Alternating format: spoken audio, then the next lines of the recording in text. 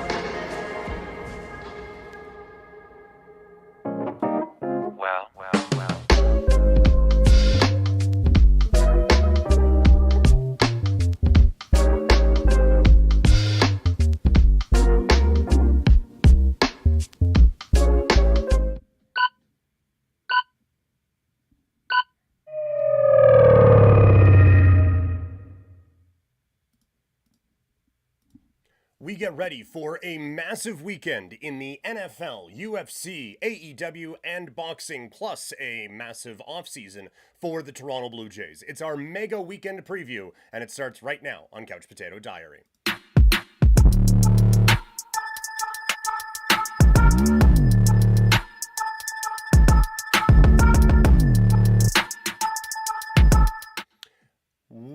Welcome, everyone, to Couch Potato Diary. My name is Peter Klein. Thank you very much for hanging out today. As always, we are presented by Sea of Dead. Head over to seaofdead403.ca for all the great Calgary swag. We got the Jerome shirts right now with all the money for those going to Kids Sport. Some other great Calgary things as well, so check that out. And head over to swiftenergy.gg. Use the code PKPrimetime for 25% off. How good is the stuff? I'm still going from the later era stuff. Like they've updated things since then, but this stuff works so well that I just kind of hang on to it. So you'll have this stuff for a while with Swift Energy.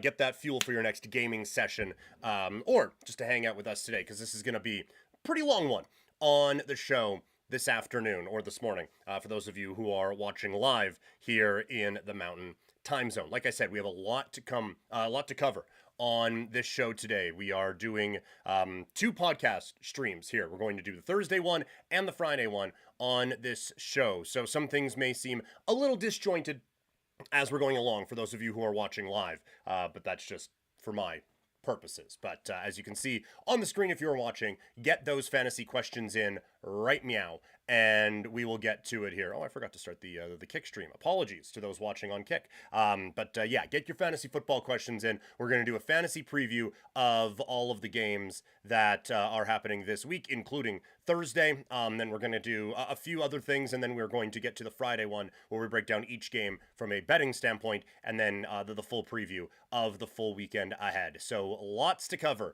on Couch Potato Diary today. I don't know why I'm still talking. Let's just get into it and start talking some football. Week 12 in the NFL kicks off tonight with the Buffalo Bills and Houston Texans, two teams that probably had higher expectations for where they are at this season, which means two teams in a very big spot. Let's break down the opener for Week 12 on Thursday Night Football.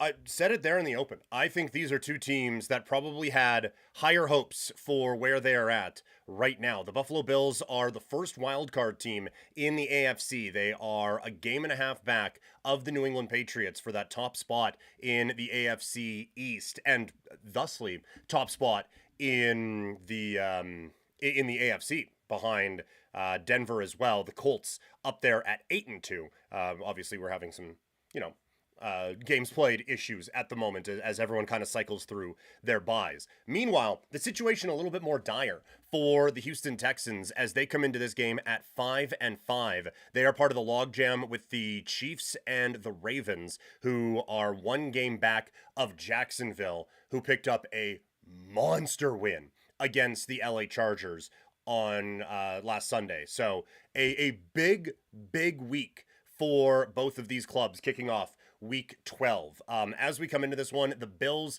are favored by 6 with the total at 43.5. And I just look at where you kind of match both these teams up. Obviously, Houston's defense is an elite level defense. We've talked about that for a really long time. This is a championship level defense that the Houston Texans can throw at you. And the one thing that is giving me a bit of pause, because I do think Buffalo is just a better football team. If we were still doing the power rankings here, Buffalo would be ahead of the Houston Texans. And so when I look at this, the one thing that gives me pause is that passing attack for the Bills just hasn't been there this season.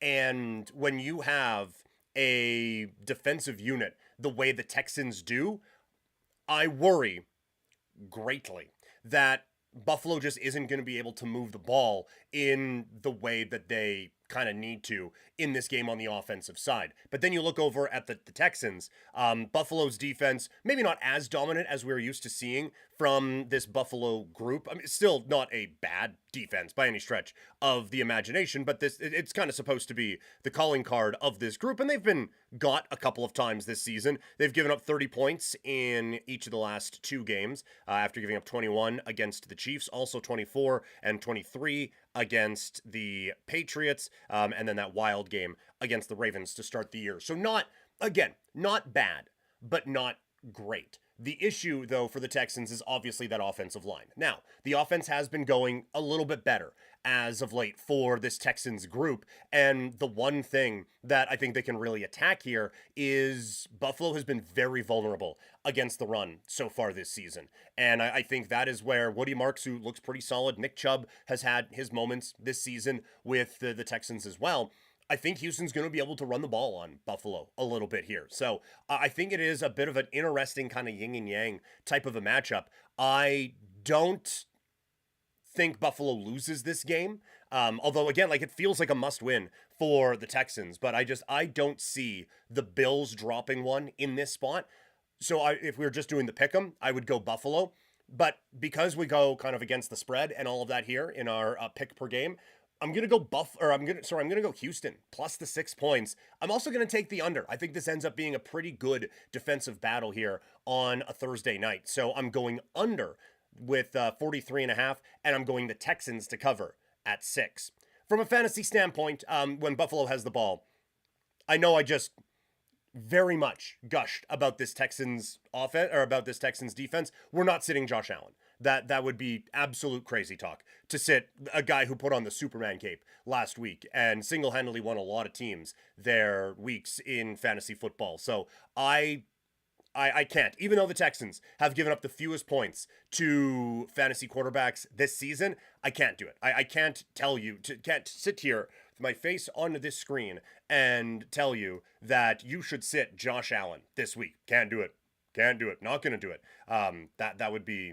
That would be just malpractice, really. So, no, not going to do it, even though the Texans are great against quarterbacks. Also, I don't think we can sit... why does this keep popping up? I don't think that we can sit James Cook right now. I think that this is one of the more underrated running backs in the league, and you saw it last week against Tampa Bay. He wasn't really getting his for a while, and then he did, and he had a solid game coming out of it. So... we're starting Cook, we're starting Allen. I don't think we can start anyone else after that, though. I think that the receiving core, we have seen it is just a little bit too unpredictable. We'll see maybe a motivated Keon Coleman checks back into the lineup and has a big week. I would bet against it in this matchup. This is, again, one of the best defenses in the league. The Texans have given up the 3rd fewest points to wide receivers, 9th fewest points to running backs, and 4th fewest points to the tight end. So if we're thinking Dawson Knox as a Dalton Kincaid fill-in, yeah, I wouldn't go there. I think that it is Cook, it is Allen, and that's it. On the Houston Texans side, I would feel comfortable going with either of the Texans running backs. Chubb, maybe, because of a bit of a quieter week last week. Nick Chubb, maybe not the back that I would be looking at here. Let's pull up the exact stats on Nick Chubb, because it did kind of feel like Woody Marks jumped back ahead in what has been an ever-rotating job in that Texans backfield. But again, because of how good this matchup is, it's going to be tough to just fully stay away from a Nick Chubb here. And so looking at it, 3 carries plus 2 targets in the passing game. Last week, he had 5 and 1 the week before that. So it's going Woody Marks' way. So if you're desperate, Chubb can go. We're probably staying away. It's Woody Marks there.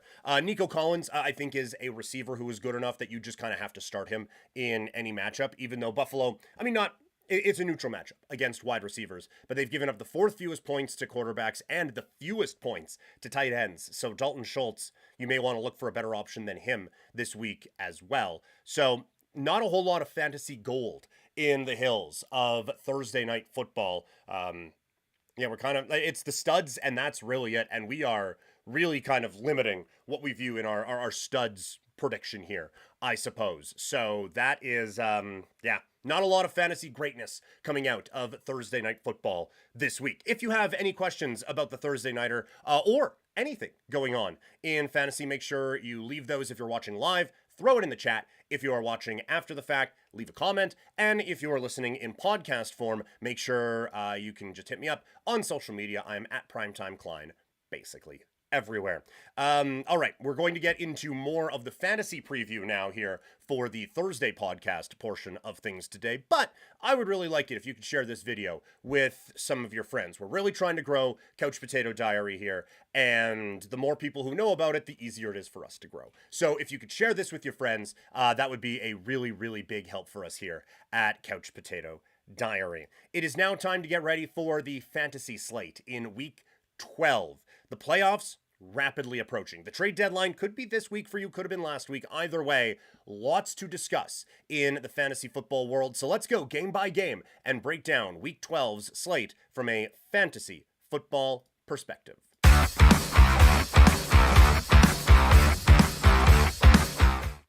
All right, we already have a fantasy question in the chat. This one from Abraham Pena, 1546. Hey!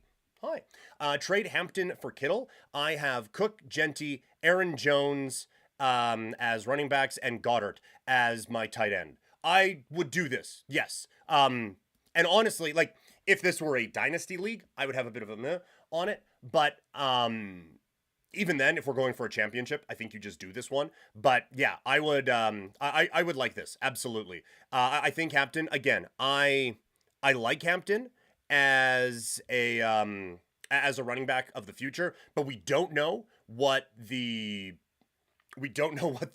injury situation is going to be. We really don't know what the offensive line is going to be with the Chargers. And George Kittle, he's got his quarterback back, and boy does Brock Purdy like throwing to George Kittle. So Abraham Pena, I love that move for you there, getting Hampton for Kittle. We already have a good running back situation there with Cook, Genty, and with Aaron Jones. Hampton, that this is a luxury play. Trade from a strength, fill in, Goddard. That offense, it's a lot. So I think this works out a lot. I really do like that one for you there. Abraham Pena, 1546. We have K-Space 91. Pick 2. Aaron Jones, Dubs, Booty, Godwin, Shakir. Full PPR, 1 flex, 1 wide receiver. Also saying thank you, dropping a like and a sub. Well, thank you very much. I appreciate that, K-Space. Thank you so much for that. All right, so we're picking 2. Aaron Jones with Minnesota, the Vikings. I did all my prep this morning. I should know this. So we have Vikings against Packers with our first 2 there with Jones and Dubs. Booty with New England taking on the Cincinnati Bengals. Godwin with Tampa Bay. They are going up against the Rams. And Shakir is going tonight against the Houston Texans. I honestly, like, for rest of the season, I don't think there's any way I would say this, but I think for 1 week, I think you kind of have to put Booty in one of these spots. It's a great matchup against Cincinnati. They are giving up the most points to everything. So that is a matchup that I think we take advantage of, K-Spapes. So I would go Booty there.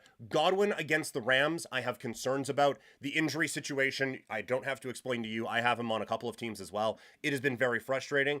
And even if he is healthy, that's a really tough matchup with the Rams. And same with Shakir. We just finished breaking down the Thursday night game. Shakir, it's a really difficult matchup against the Houston Texans. They have given up the 3rd fewest points to wide receivers this year. I think it's going to be a low-scoring game on Thursday, so that kind of X's him out. And so now we are going with either Jones or Dobbs in that Minnesota-Green Bay matchup. You have a Vikings team that's given up the 7th fewest points to wide receivers. Green Bay's defense has been kind of all over the place. Again, Dobbs dealing with some injury issues.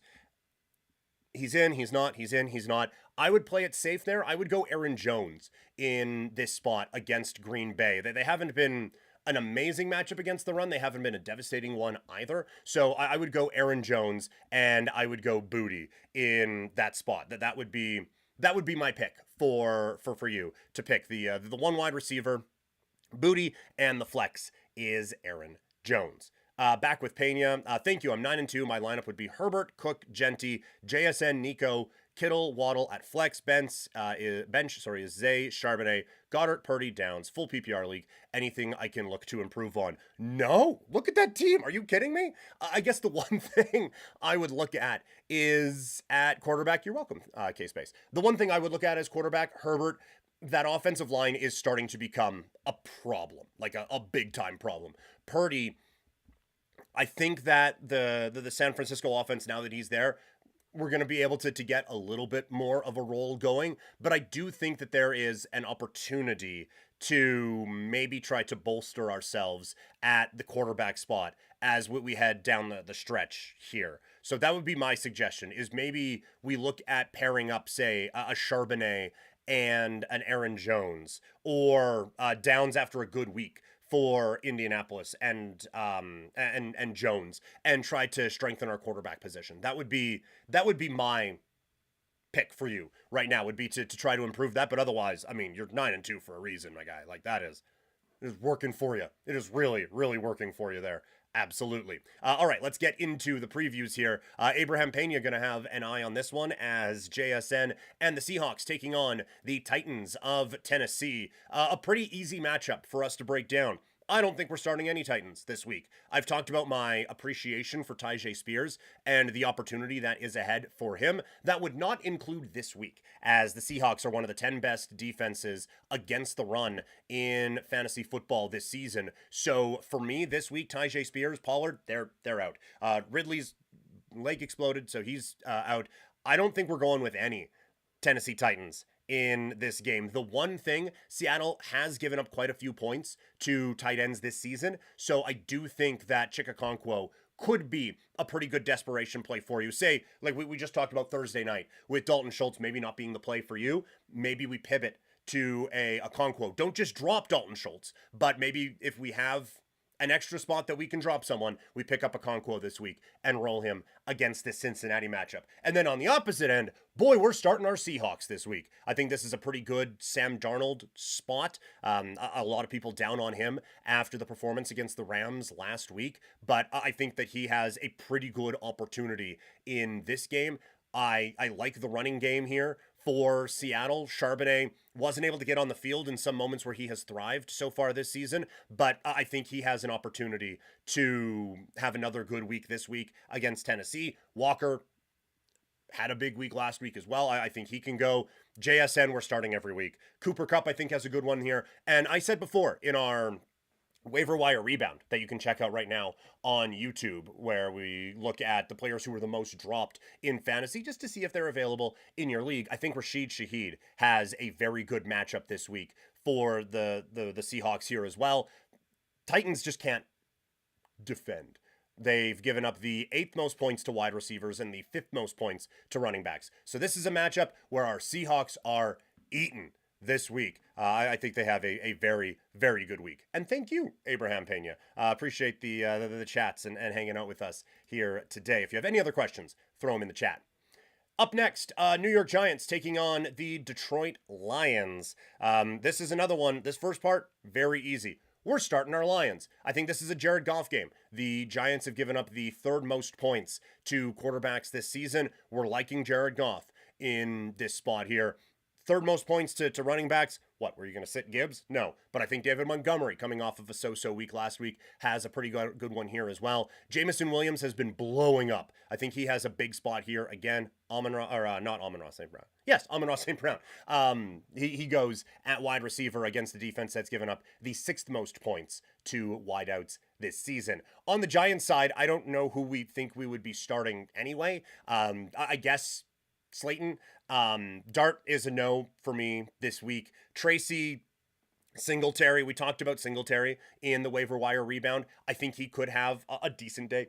Excuse me, I think they both could have okay days, but I'm going to guess that we have better matchups and better opportunities than just rolling with our New York Giants today. So it is all systems go with Detroit, and we are staying away from our New York Giants.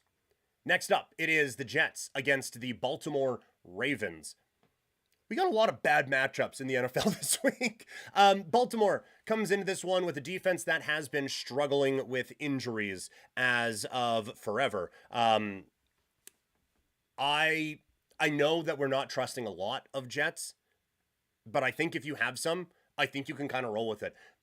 We have to be incredibly desperate for Tyrod Taylor to be our quarterback this week. But Breece Hall, I think, has a fine week. Baltimore's given up the 10th most points to running backs this season. So I think we can pretty comfortably roll with Breece Hall in this spot. Taylor at tight end. Baltimore has actually done a pretty good job of taking tight ends away, but I still think that Taylor could be an option for you. And we'll see about who is healthy in the pass catching game for the Jets. But I think that maybe if there is a receiver on your roster with NYJ beside him, I think we can go with that as well. On the Baltimore side, we're never sitting Lamar. We're never sitting Derrick Henry. I think this could be a decent Justice Hill game, as he has kind of shown, because I don't think this is going to be a particularly close football game.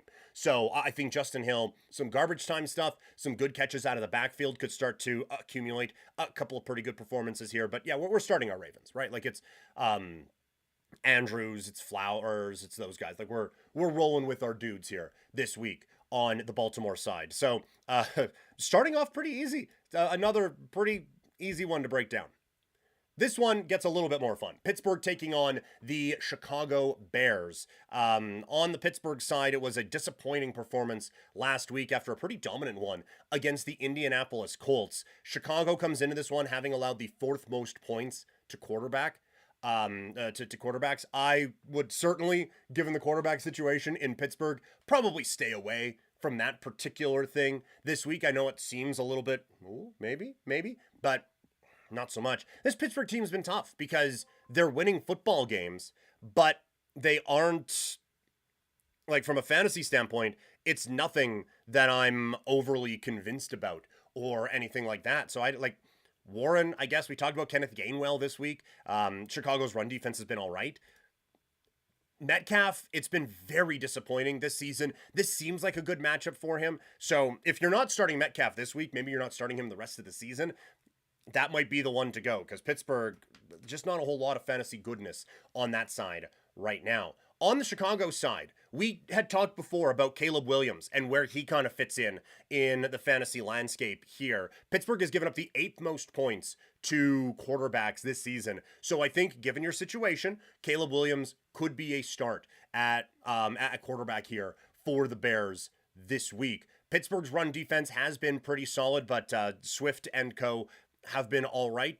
That one is a tricky matchup, but I do think that given the production that we have seen from Chicago running the football at times this season, I do think that there is an opportunity to have a pretty good outing this week. Swift last week, 21 carries for 90 yards, just doesn't get into the end zone, but has had some pretty good days against some rough defenses.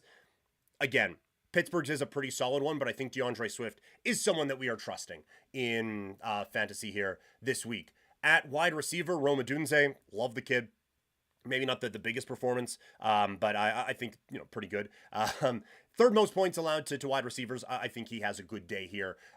So we're kind of starting our Bears, which is not something we've said often against the Pittsburgh Steelers. So another one where we're looking at two very opposite ends of the fantasy football spectrum.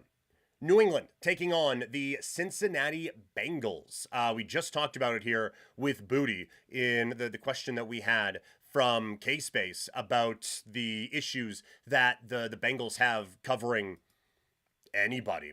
So, I mean, looking at it, Cincinnati has given up the 2nd most points to quarterbacks, the most points to running backs, and the most points to tight ends. And they're a neutral matchup against wide receivers. I'm assuming because at some point, teams just start running the football on you. But I do think, again, for New England, Drake May as a start this week, and like Douglas, I would roll with. Booty, I would give it a go. Diggs, absolutely. At running back, we will see. Ramondre Stevenson, questionable to go in this game. Keep an eye on that. But even then, I think it would be really tough to keep Henderson out of lineups, given how cake this matchup looks and given how good he has looked in backup duty for Ramondre Stevenson. But if Stevenson is healthy, it'd be tough to keep him out of the lineup as well. So we are absolutely rolling with our Patriots here in week number 12. On the Cincinnati side, New England has given up the fewest points to running backs this season and the most points to tight ends.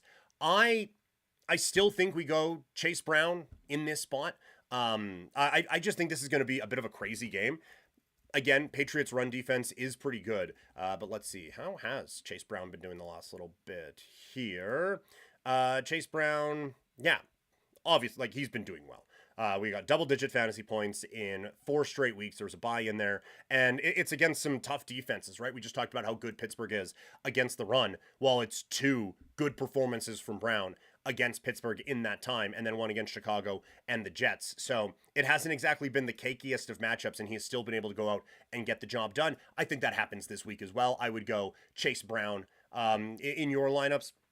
No Chase this week, so Higgins has a chance to thrive in the passing game, and I think Ioshavas has a decent opportunity here as well. And I do think that Joe Flacco could be a play in the if we're desperate situation right now. New England, you can't actually pass on these guys. They haven't given up a ton to just throwing things all over the place.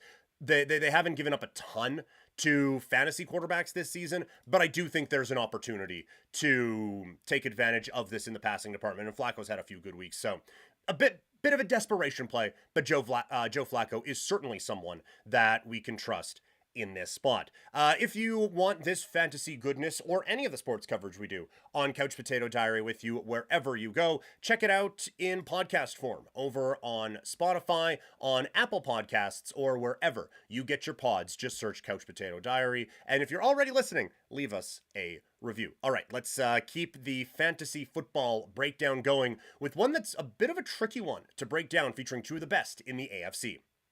Colts taking on the Kansas City Chiefs. I almost called them the Chargers. That was very strange. I have a very difficult time breaking this one down because on the one hand, it's the Chiefs.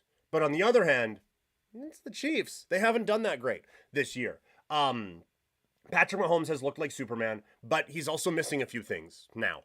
And on the Indy side, the defense has had some pretty good weeks, but you've been able to get at them. That being said, it's a good Kansas City defense, but a really good Indianapolis offense. So there's a lot of perception versus reality that is going on in this matchup that I find very intriguing. On the Colts side, it is Daniel Jones going at quarterback, obviously. The Chiefs have allowed the 10th fewest points to QBs this week. I would probably steer clear of old Indiana Jones here, or as Chris Harris calls him, friend of the show, Chris Harris, on the Harris Football Podcast, calling him Danny 10-cent piece for the Danny Dimes nickname that he had a couple of years ago. I would be avoiding old Daniel Jones in this particular spot. I think Kansas City's defense is a bit too much, and I think there are some better options out there. A Caleb Williams, for instance, or as we talked about before, with Brock Purdy at quarterback there for Abraham Pena, 1546. At running back, I know that the Chiefs are good against the run, 7th fewest points allowed to RBs this season. We're not sitting Jonathan Taylor in any instance. I don't think that we're sitting Pittman either, even though, again, Chiefs very good against wide receivers, 6th fewest points allowed to wideouts. I'm sitting him in the Vampire League, but that's just because I've been able to vampire away a few receivers from some teams this season. So Jefferson Igbuka is a difficult nut to crack, I would say. Although the Igbuka Pittman one, thinking about it now, given the matchup with the Rams, back and forth on that a little bit. But either way, right now, Pittman is certainly on my bench. But I would imagine that that's not necessarily a luxury that a lot of other people would have. But the other weapons that we look at with the Colts, I think we're sitting them this week. I don't feel good about Pierce, even though they are using him in a bit more of a nuanced role than just, hey, run fast. And Downs, it's a bit of a trickier spot for him as well. So we're not going as all out with our Colts as we have in the past, but we are still starting the big guy, Taylor, and then the rest, we'll see. On the Kansas City side, Mahomes has been good for fantasy again this season. He's got some of his toys back, so I think we can go with that. This is a Colts defense that you can get some points on, so Mahomes is going to be our guy. It is probably wait and see on the backfield situation. I was big on Pacheco coming into the season. He's going to be back from injury. If you've needed him, I get like it's tough to keep him out of the lineup, but I think there are going to be some better spots. I kind of want to see what it looks like before we're throwing Pacheco back out there. Rashee Rice is a good spot for him. Colts have given up the 10th most points to wide receivers this season. So we had kind of given out in the waiver wire rebound the Hollywood Brown suggestion. I think there's an opportunity for Brown to have a bit of a safer day, but a decent one nonetheless. And Xavier Worthy, could have a big pop-off moment. And Travis Kelce. Beasts out last week and now faces a defense that's given up the 4th most points to tight ends in fantasy football. So I think there are some options for Kansas City here this week. So this is one of the first ones where we feel good about what's happening on both sides of the football, which is a nice change. Next up, massive game in the NFC North. We'll talk about the real football implications, predictions, all of that. For those watching in the live stream, later in the stream. For those listening in podcast form, that's going to be on the Friday podcast. But it is the Vikings taking on the Packers. Minnesota's defense has been difficult against fantasy teams this year. Green Bay's offense has been difficult to figure out in terms of fantasy this season. So looking at it, I think Jordan Love, we can probably find a better option than him this week. This is a very well coached Minnesota defense, and I think that they're going to give Love a few problems in the passing game. Emmanuel Wilson checks in at running back for Josh Jacobs. Probably, if we have him, we spent a lot of fab on him this week, or a high waiver wire priority. I think it's a neutral matchup. I think we can feel good about it. It's not a must start by any stretch of the imagination, but it's one that I think we can probably squeeze him into our lineup, depending on what else we have going on at running back. For the receivers, this is such a difficult team to get a grasp on because of all the talent that they have all over the field. I feel like Watson is one that could have a pretty good opportunity here, but honestly, if you feel like just sitting your Packers receivers this week, I don't blame you. Minnesota, 7th fewest points allowed to wideouts this year. So like Golden's a no. Dobbs we talked about in that chat about Aaron Jones, who we'll get to here in a second. Dobbs is probably a no. Like I feel pretty good that you would have some better options at wide receiver this week than the guys that Green Bay could be throwing out there. And it's unfortunate that Tucker Kraft isn't here because Minnesota 7th most points to tight ends allowed. On the Vikings side on offense, I continue to think J.J. McCarthy isn't as bad as everyone is saying. It's not great, but it's not bad. But we're not playing him this week. Packers 7th fewest points allowed to quarterbacks. Aaron Jones, we're probably throwing him in the lineup. I don't think we have to avoid him or anything like that. Justin Jefferson, I know it has been frustrating at times, but it's still the most talented receiver in the league. We just have to go with that guy. But I'm like Naylor, I don't know if we're trusting. Addison, I don't know if we're trusting. Hawkinson has been very, very frustrating this year. And neutral matchup, so do what you want with it. Thinking of some of the other ones, like I wouldn't go Okonkwo over him. I wouldn't go to that extent. But there might be some better options out there than TJ Hawkinson this week, because that has been a very frustrating own so far this season. A game that everyone will be locked on for maybe not the most positive reasons. Cleveland against the Raiders. Gross. Probably don't start anyone. Okay? I'm exaggerating, but only kinda. Let's start when the Raiders have the football. It's a no on Geno Smith. It's an absolutely no on Geno Smith. Cleveland's given up the 3rd most points to quarterbacks this season, so hard pass there. Ashton Genty, I think, is a start no matter what, because I do think there's going to be some issues on the offensive line for the Raiders, and I think there are going to be a few checkdowns to get them to Genty. Bit of a softer week last week against Dallas than you would like, but a few very good games being put together by Ashton Genty, even against some good defenses. So I think he still gets his, but I do worry that it's not going to be the electric game that maybe we would want from him. No wide receivers for the Raiders are going to be started in this game. And Bowers, the health situation around Brock Bowers is always a frustrating one, especially from a Raider fan standpoint here, but he's been excellent the last 3 weeks since coming back from injury. We can trust him in this spot.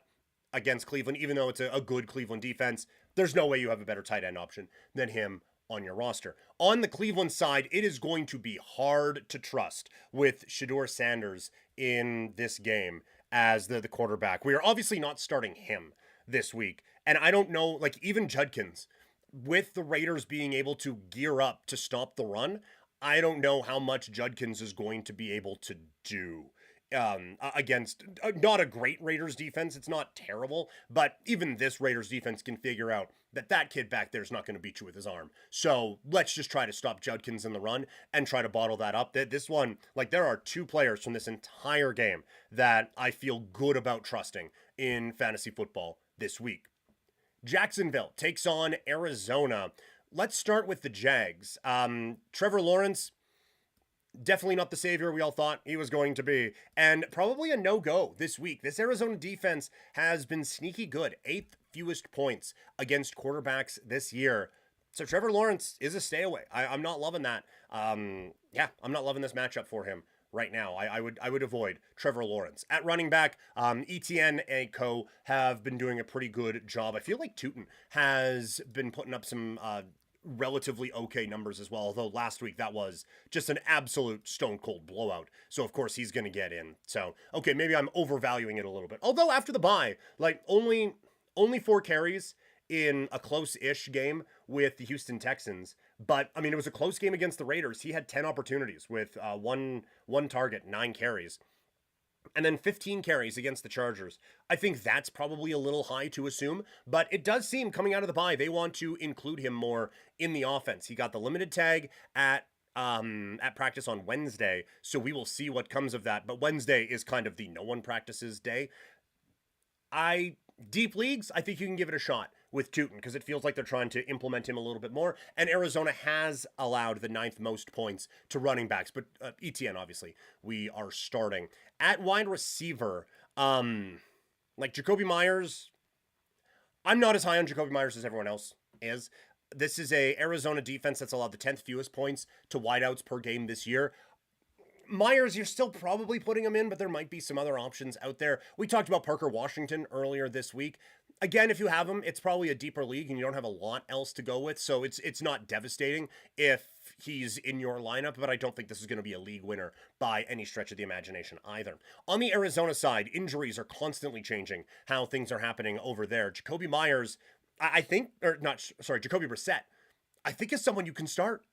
Going up against Jacksonville, who have given up the 5th most points to quarterbacks this year. Obviously, this is a passing attack that Arizona trusts right now with Jacoby Brissett to go in there and spread the football around. So he is someone that I think we can absolutely trust in fantasy here this week.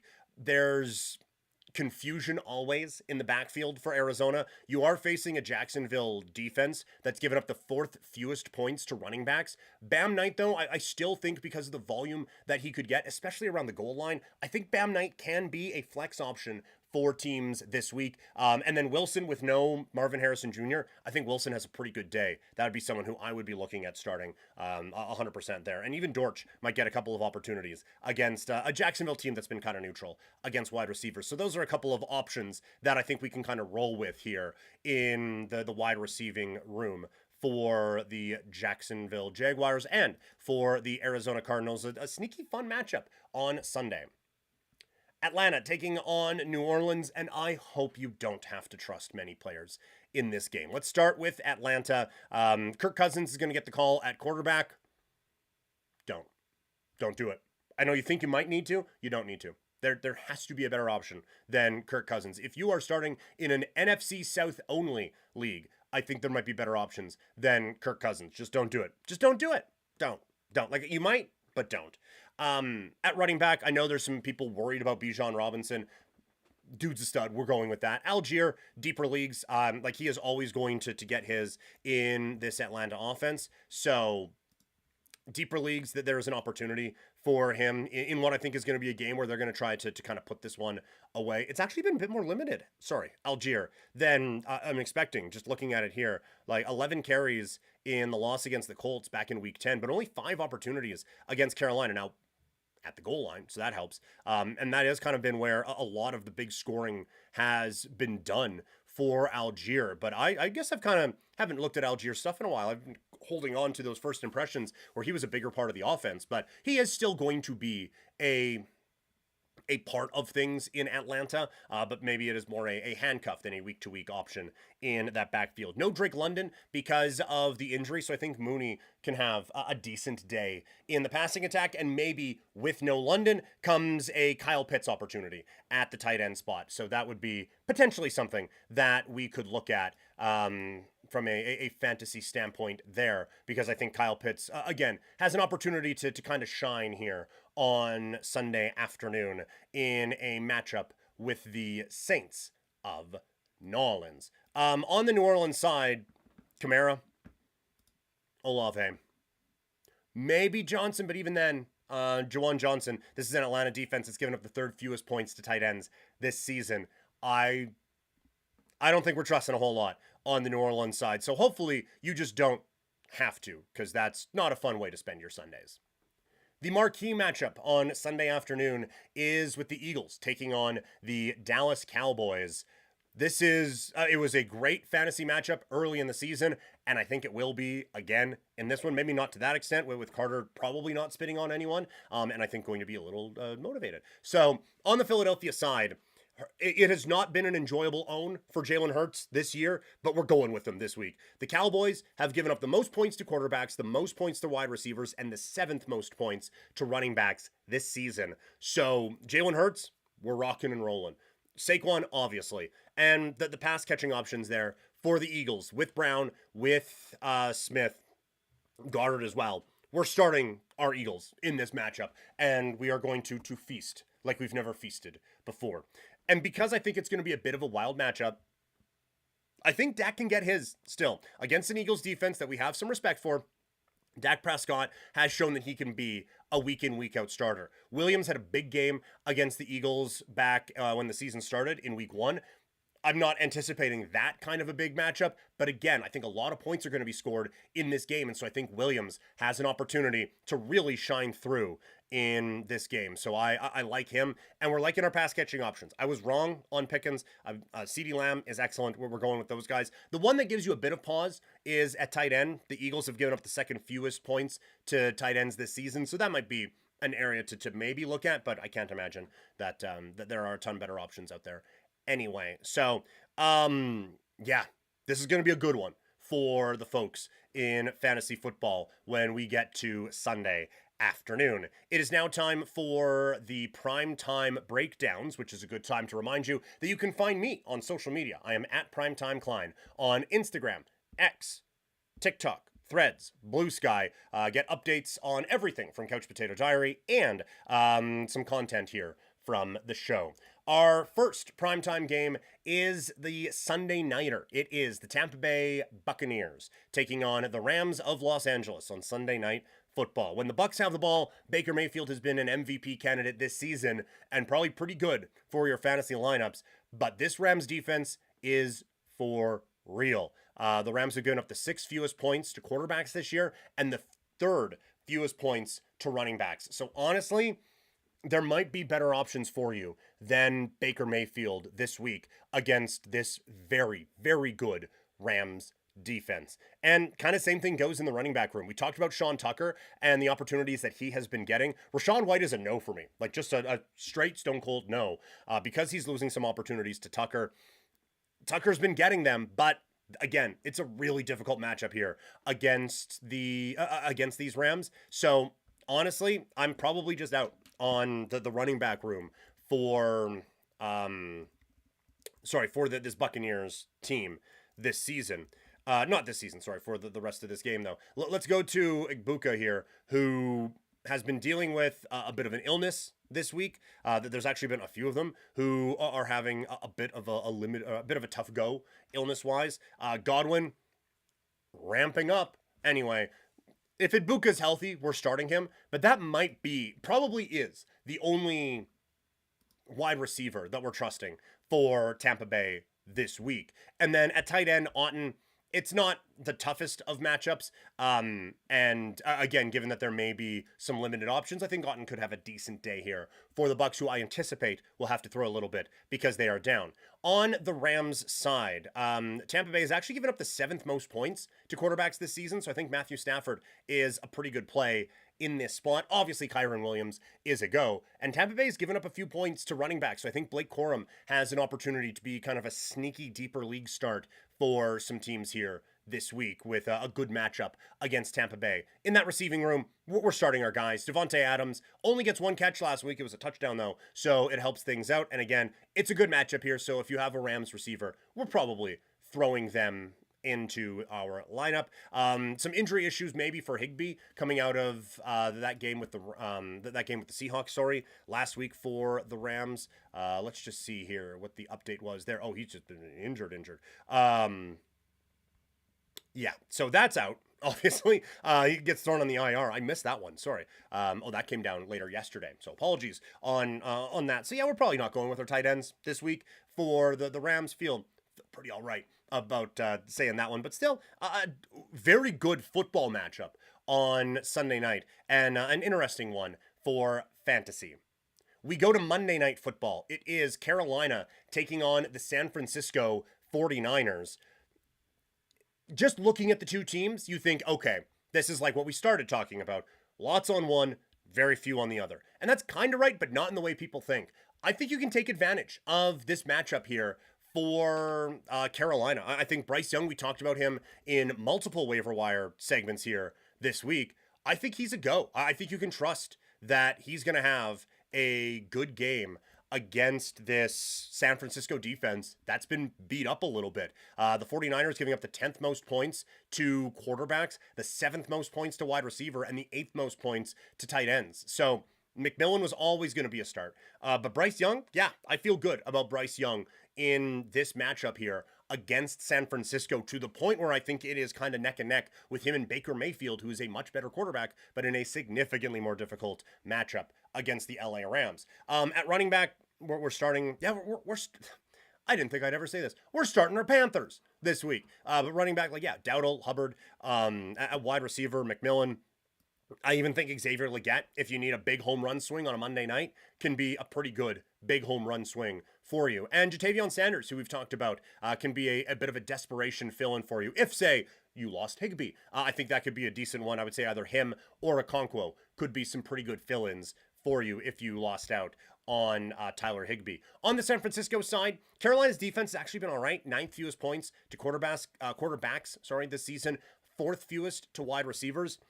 So Purdy, we would have a difficult time, but I still think you're rolling with him. I think he's going to have an okay day here against Carolina. I think there's some noise in those numbers. So I think Purdy has actually an all right matchup and an all right day on Monday night. Obviously, Christian McCaffrey, yes.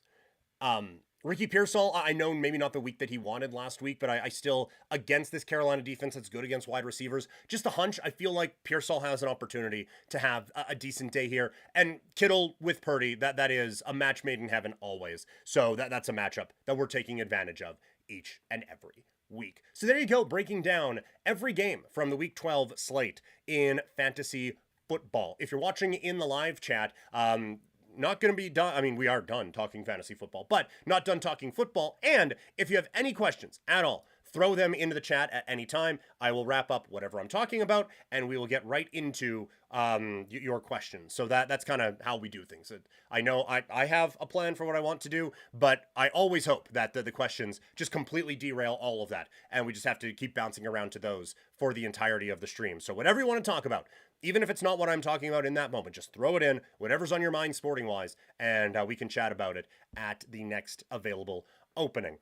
So yes, fantasy questions in the live chat, throw them in. If you're watching after the fact, throw it in the comments, and I will get to it there. And if you're listening in podcast form, get them to me again on social media. I am at Primetime Klein. We are streaming these live on multiple different platforms, YouTube, Twitch, and Kick. This is the last live stream of the week because it's your boy's birthday tomorrow. So taking the Friday off. And then next week, I am at Sportsnet 960 The Fan Monday to Thursday. So, and it's right in the middle of the day, which makes it really difficult for these to get done. So no streams are planned right now for the last week in November. We will pick back up with the live stuff coming up on the first week of December. That's the plan. If something big happens, or if I just have more energy or time than I think, then we will get to it. But for right now, the next live stream that would be planned, let me look at the calendar here real quick, would be December 1st, which is the Monday there. So that is kind of the thought right now. There's still gonna be videos being popped up on YouTube and podcasts, but for live streams, nothing until Monday, December 1st. So just letting you know. Oh, thank you, Toxic. I appreciate that. The happy early birthday wish. I greatly appreciate that. Thank you so much. Yeah, I was kind of debating, like, yeah, let's do a birthday stream. Let's all just hang out. But then my wife took the day off work, and that would be a tough sell.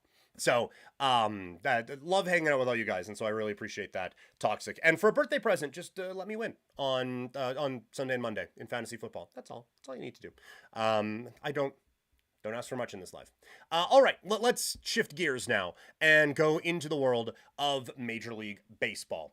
It was a magical run for the Toronto Blue Jays within a heartbeat several times of being World Series champions. Unfortunately, next season doesn't start with the bases loaded in the 9th inning of Game 7 of the World Series and having the game tied. You have to start right back at the start line and work your way through. So, big moves need to be made this offseason for the Blue Jays. Let's preview them as we take a look at our offseason preview, starting with the Blue Jays.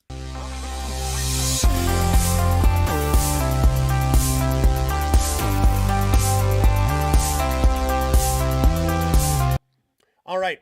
Obviously, heartbreak to end the season for Toronto, but an amazing run that got a lot of people's attention, and obviously an opportunity to capitalize now for Toronto. So let's take a look at what is ahead for them this offseason. Obviously, the big conversation is Bo Bichette and what happens with him.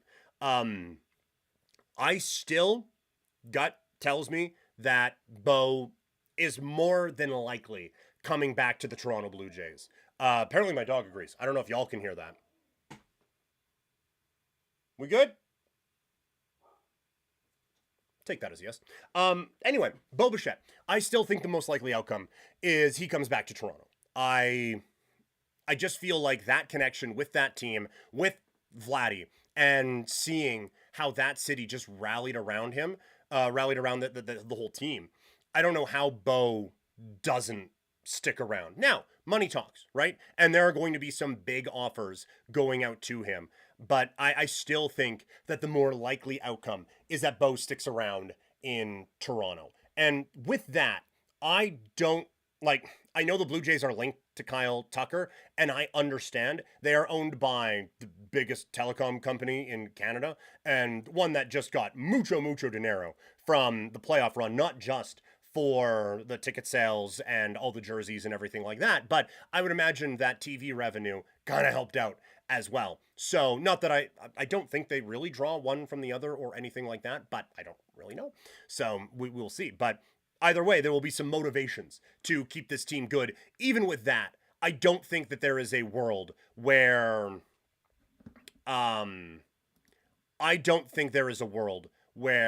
Bo and Kyle Tucker are on the Toronto Blue Jays. That would be a little excessive, I think. So my bet right now is that Bo is a Blue Jay and that Kyle Tucker ends up elsewhere. I don't know where that is. A lot of people just assuming the Dodgers. I don't really know if that's necessarily the case. I could see Boston really making I guess they're kind of loaded in the outfield. Like, that's the thing. Aside from, like, you have all the teams that normally spend, but I mean, I get, like, Kyle Tucker's a really good player. I'm not going to say, oh, well, none of these teams need him. Like, if the Yankees signed Kyle Tucker, they'd find room.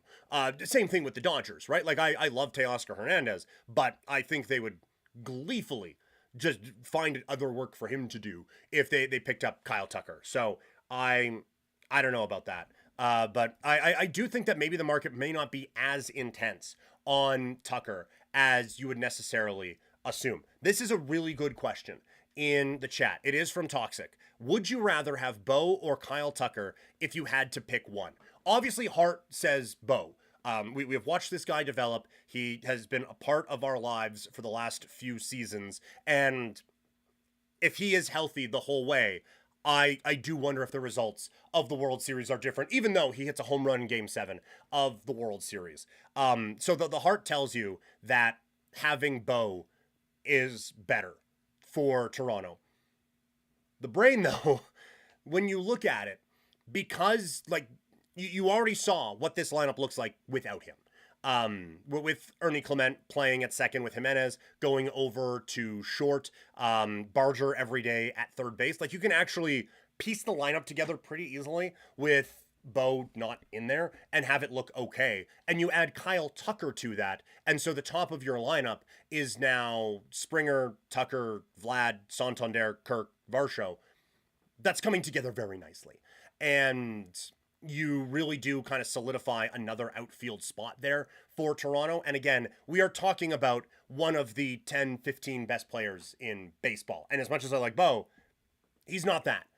He could flash as that for a season, but Tucker can consistently be that for a long time. So from a wins and losses, what's better for the team? I do think it's Tucker, that he would be the better play for Toronto.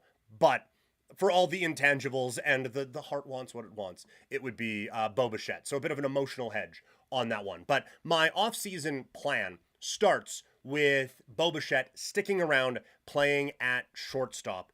I do think Toronto isn't going to be content with just bringing the band back. And this is where it does get tricky, because we just went on this journey with this ball club for 10 months, from February on to October. And I know a lot of people went on this journey with this ball club for 2 weeks, from October on to October. But I think that there is this emotional connection. When you go from the Grand Slam on Canada Day and the big games that this team had throughout the season, leading up to that final stretch where Toronto wins 4 in a row to wrap up top spot in the American League, and then it's the ALDS over the Yankees and the Mariners in the ALCS, and then the World Series, you get a connection with these guys. And so it would be great if you could bring back all 26 and then also add on to the roster. But just because there are players that we like doesn't mean that improvements can't be made. And I felt like Toronto was very close to getting him the first time, and I think they will get him this time. My pick is Cody Bellinger comes to the Toronto Blue Jays. I think, obviously, like, he has a bat that plays in this division really well. He has a glove that really fits Toronto's defensive passion, I guess. The importance they put on defense, Bellinger fits into that as well. And odds are you're going to have a defensive liability in right for a lot of the season. So I do think having a couple of plus defenders in Bellinger and Varsho certainly helps things out. I think they needed another good bat and another kind of big bopper from the left side. Bellinger can be that guy. It does get tricky then to figure out where everyone fits, because we are now looking at somewhat of a platoon somewhere with like Clement and Barger or something along those lines. And that was one thing.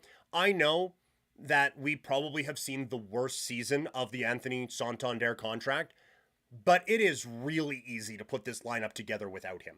And it is a lot easier to put this offseason together without him too. So I don't think they trade him. I certainly don't think that would be the case. If they did, then I think that changes the equation on a potential for Tucker.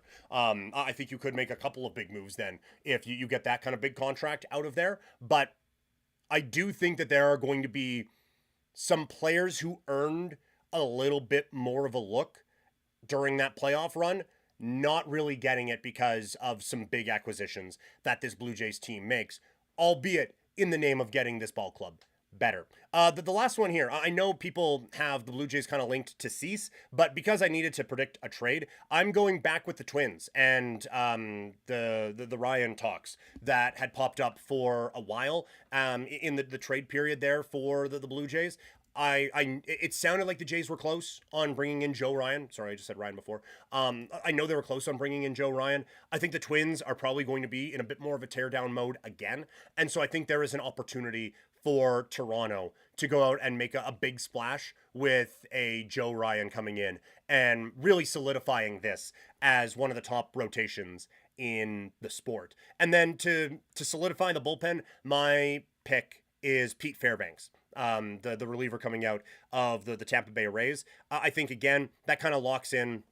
You keep Hoffman as your closer, and then you have a 7th, 8th, 9 of Garcia, Fairbanks, Hoffman. You start to feel pretty good about that with the lefty potential of either Fluharty or Lauer back there, and Varland and Rodriguez as coming to your righties chucking out of the bullpen as well. The other part is Bassett and Scherzer. Those are two guys I would love to keep around just for the vibes of it all and because of how important they were to the clubhouse and to the postseason run as well. I don't think there's a world where you can keep both of them, unless Bassett is okay with just 100% locked into a bullpen role, and then Scherzer is kind of almost a 6-man rotation thing, if you are bringing Ryan back into the fold. But if you are bringing Ryan into the fold. But I do think that one of those guys stays, even if it is in a bit more of a limited capacity than what they were used to with the Blue Jays last year. But no, I know we have predicted big off seasons for the Blue Jays in the past, and it hasn't always gone their way. But I do think better reputation, a bit more of a proof of concept, and a bit more money from the front office helps push this team now into another stratosphere when talking about free agents. So I think it's going to be as big of an offseason for the Blue Jays as a lot of people have been predicting. But what about you? Let me know either in the chat or in the comments if you're watching this after. All of the things that I got wrong in this conversation. Would love to hear your thoughts on where you think the Blue Jays offseason will go. Obviously, we do a lot with Couch Potato Diary, so make sure you know everything that is going on. Hit that notification bell so you know when all the videos are coming out from Couch Potato Diary. Also, while you're here, like is right there, subscribe is there also. And I will say, I haven't done a good job of promoting this the last little bit. We do have a tip jar on these. It is in the link of every description and every video, as well as the podcast. On Twitch, there's a panel. Same thing with Kick, I believe. So if you wanted to throw your boy a birthday present or help out with the cat treats, that certainly would be appreciated, but certainly not required here on Couch Potato Diary. Let's move into the world now of combat sports, as we've talked some UFC, but boxing has a big weekend coming up as well. It is Riyadh season, which means some major fights happening in the boxing world, and two of the biggest names in the sport face a couple interesting tests on what is a pretty deep boxing card. Let's take our first look at what is happening this weekend in the sport of boxing.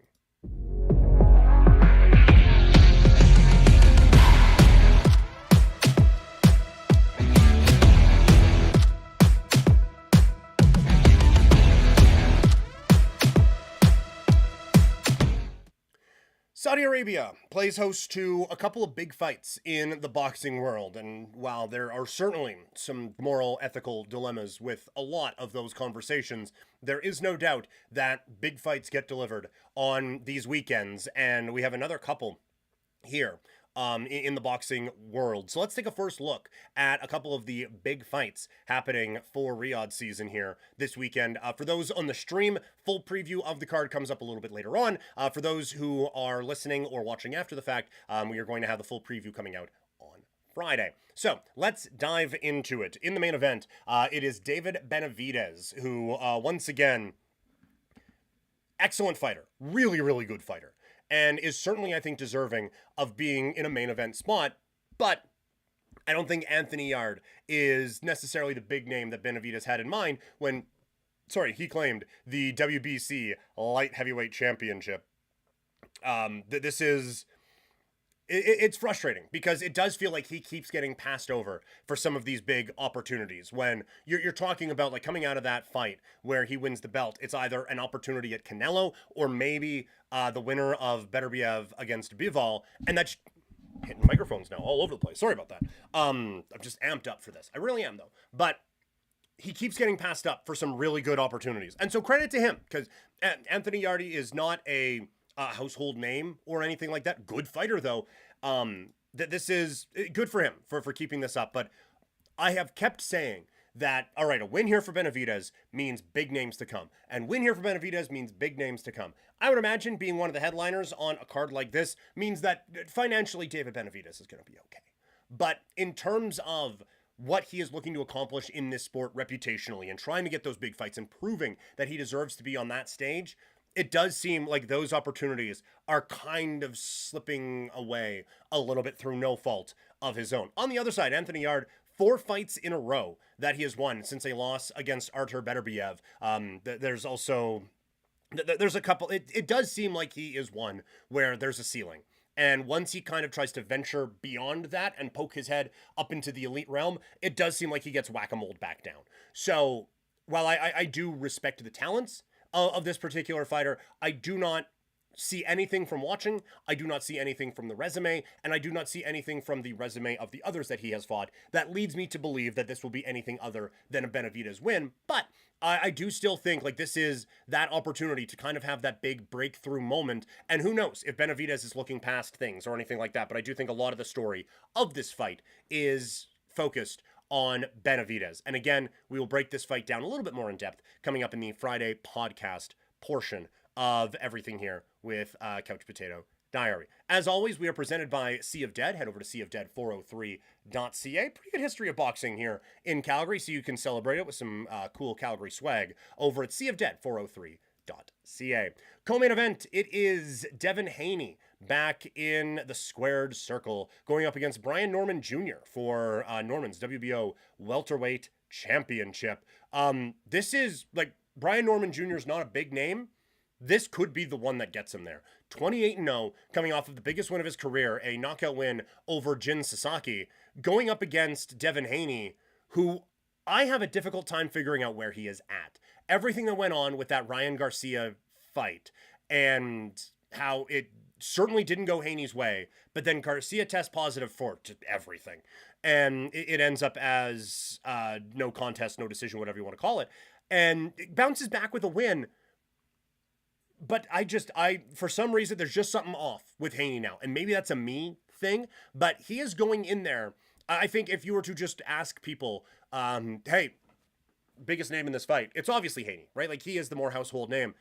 This is a live opponent that he is going to be facing on Saturday afternoon with Brian Norman Jr., 28-0, again, coming off of the knockout win over Jin Sasaki in Japan, by the way. So I do think, best on best, we put them in a video game simulation, Haney is coming out with the victory. So a lot of the story of this fight centers around who is Brian Haney and what is Brian Haney at this point in his career. So some big questions to be asked coming up here on Saturday for DAZN. I believe it's DAZN. Anyway, either way, a big fight card. And like I said, there's going to be more from Couch Potato Diary coming up here in just a bit. But let me know, like, am I way out to lunch on any of the 4 fighters that we talked about? Either throw it in the chat or let me know in the comments, and we can discuss there. Of course, if you are wherever you're tuning in to this, make sure you hit that subscribe button or follow, depending on the outlet that you are consuming this in. But yeah, for YouTube, hit that like button, hit subscribe, and get that notification bell a click as well. Leave a comment while you are here. If you're listening in podcast form, hit the subscribe button and leave a review also. And Twitch, we have some viewers there also. Again, hello to Toxic, and thank you very much for that. Hit the follow button, and if you have the means, a subscribe certainly would go a long way into helping things out around here as well. Let's now go to the world of pro wrestling. AEW Full Gear goes down this weekend. And look, it's fun to break down what we think could happen. But what's even more fun is to try to look at ourselves. So let's do the AEW Full Gear preview with what I would do going into Saturday's big event.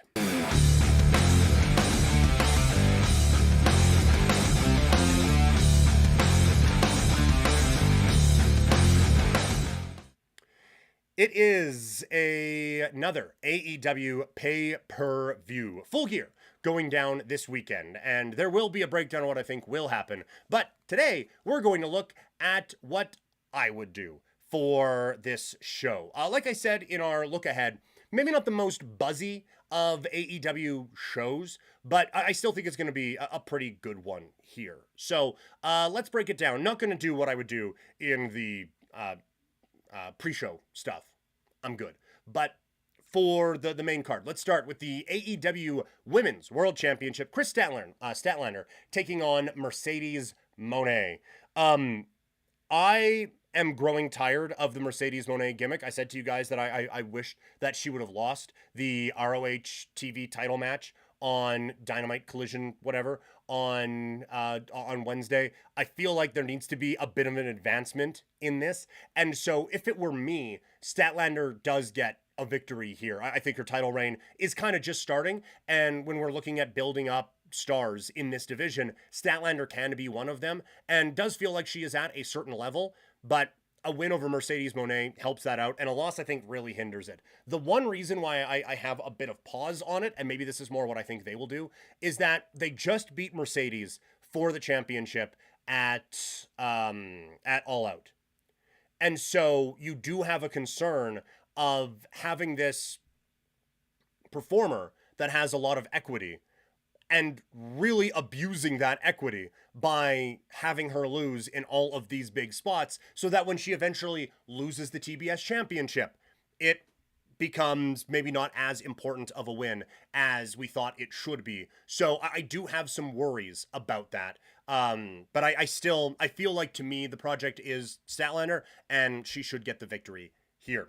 Tag team titles on the line. FTR against Brodito with Bandito and Brody King. I have loved that tag team together. FTR have been excellent as heels for a bit now. Like the stuff with Ricky the Dragon Steamboat a couple of weeks ago. Excellent. Just, chef's kiss. All of it. Really, really great. But I still think this is Brodito's time. They just have such a connection with the audience. The one thing is that they probably have a connection enough that they should be pushed more as singles guys, but I don't know where the room is for them in a singles capacity right now. I do wonder about the Continental Cup and having both of these guys in it, and now just taking up your tag team titles for a month by having these guys in singles competition. So maybe it's better to have the belts on FTR, let these guys just ball out in the Continental Cup and go from there. But if it were me, I keep the momentum with these guys. That this is a tag team that is over right now. Let's not mess with it. I would go with Brodito. Up next, it is the $1 million trios match with Kenny Omega and Jurassic Express taking on the Young Bucks and Josh Alexander. They are doing a major will they, won't they tease with the Young Bucks in joining the Callis family at this particular time. Kenny Omega with the Jurassic Express. I do think, again, when we get to what they will do, I do think the Young Bucks and Josh Alexander probably get somewhat of a win, and we kind of keep that story going. But I think I am ready to have the Young Bucks as baby faces again. We tried it with the EVP thing. We got really bored of it for a bit. This money story has been okay.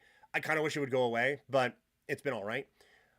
But I'm ready now for these guys to be on the babyface side of things again. And so I would have Omega and the Jurassic Express get the win. Young Bucks get turned on by the Callis family. And that kind of starts something there. So that is the direction that I would go. The Casino Gauntlet for the inaugural AEW National Championship. If it were me, I would forget to schedule this and throw that belt in the trash. Up next, Kyle Fletcher with Don Callis taking on Mark Briscoe. No DQ match for the AEW TNT Championship. I do know there is the stipulation as well. If Briscoe loses this, he joins the Callis family. I think that group has gotten a little big, or a lot big. I do think the story of Mark Briscoe having to be in that heel group, I think there would be some interesting stories to tell, and I think that's probably the way they would go with it. But honestly, I think Kyle Fletcher's ready for the main event picture and the main title picture kind of permanently. So I would have Briscoe win this here. No DQ. You can do somewhat of a defense protected finish thing and have Mark Briscoe go over Kyle Fletcher. You could have MJF come back and try to get the TNT title from him, or just ignore that altogether. But I would have Briscoe get the TNT championship, and I would use the TNT title for what I think it should be for, and that is elevating someone up to a championship level with Kyle Fletcher. So that is what I would do, is have Briscoe win this one. Darby Allin against Pac. I think Pac, obviously, injuries have gotten in the way of what is a phenomenal performer and an excellent career. But right now, Darby's kind of supposed to be the star. So I would keep that momentum going with Darby Allin, building it up for this match. Building him off of this match, sorry. Get him a win, and again, keep pushing that one up toward the title picture as well. We have a 4-way tag team match with the 4 teams left in the women's tag team title tournament. The winning team gets to choose the stipulation for their semifinal match in the women's tag team title tournament. And so because of that, I would guess either of the heel teams, either Shafir and Bane or the Sisters of Sin, end up getting the win here. It's going to go to one of the heel teams, I think, to kind of force that. I would go with Shafir and Bane getting the victory here and picking something fucking insane for their matchup. That's my pick. And that's what I would do. Let them kind of bring out this whole deathmatchy thing again, or some kind of a something with that team, because I think right now they need to look really strong in this tag team bout.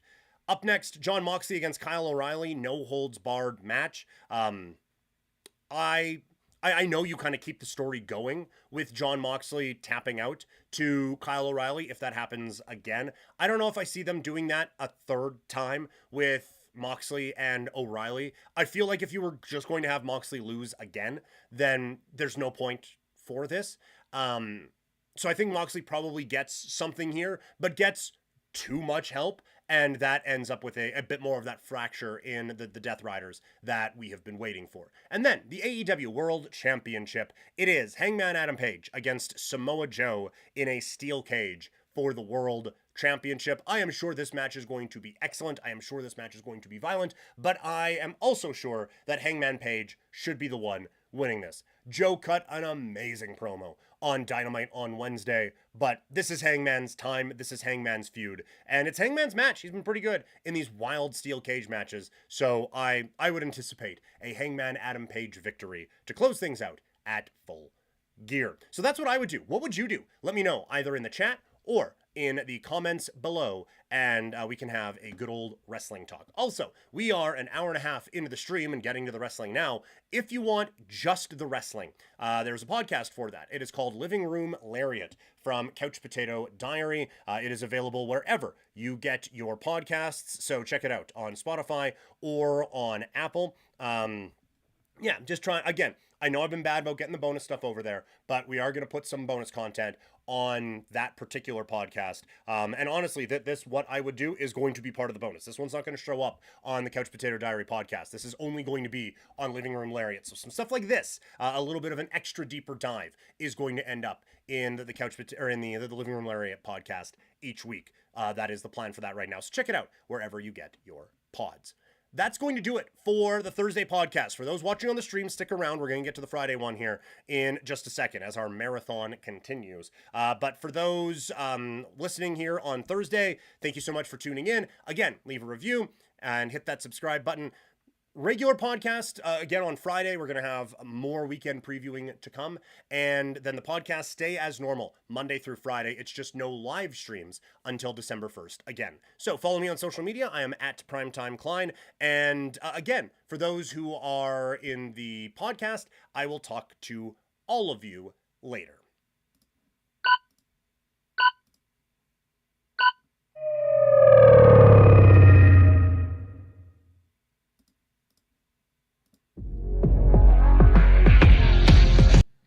Knew that would happen.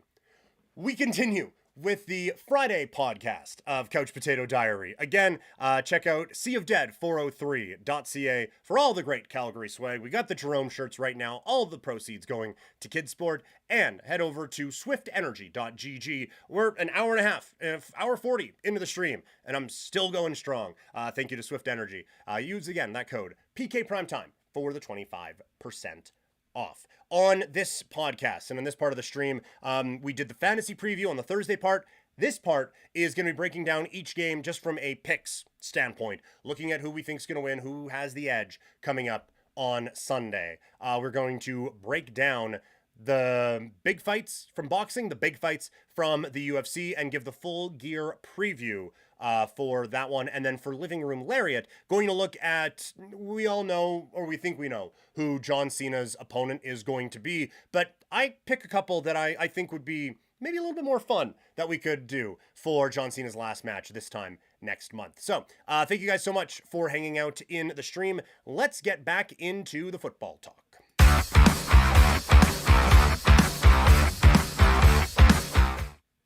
If you're looking for a fantasy football breakdown, that was on the Thursday podcast or in another video. This one is going to be going game by game, breaking down from a pick standpoint and kind of the implications of these games here in the NFL as we head into a very important week number 12 in the National Football League. And so we begin with the Seattle Seahawks taking on the Tennessee Titans. Not a whole lot on the line for the Titans, while the Seahawks, tough loss last week against the Rams, so they are a game out in the NFC West, still holding on to that top wild card spot, but only by a game over the Detroit Lions and a game and a half over the Carolina Panthers. So things getting interesting and snug in the NFC. Seattle favored by 13.5 with the total sitting at 40. I will do a deeper dive on some of these games. This is not one of them. The Titans, I worry greatly about what their offense can do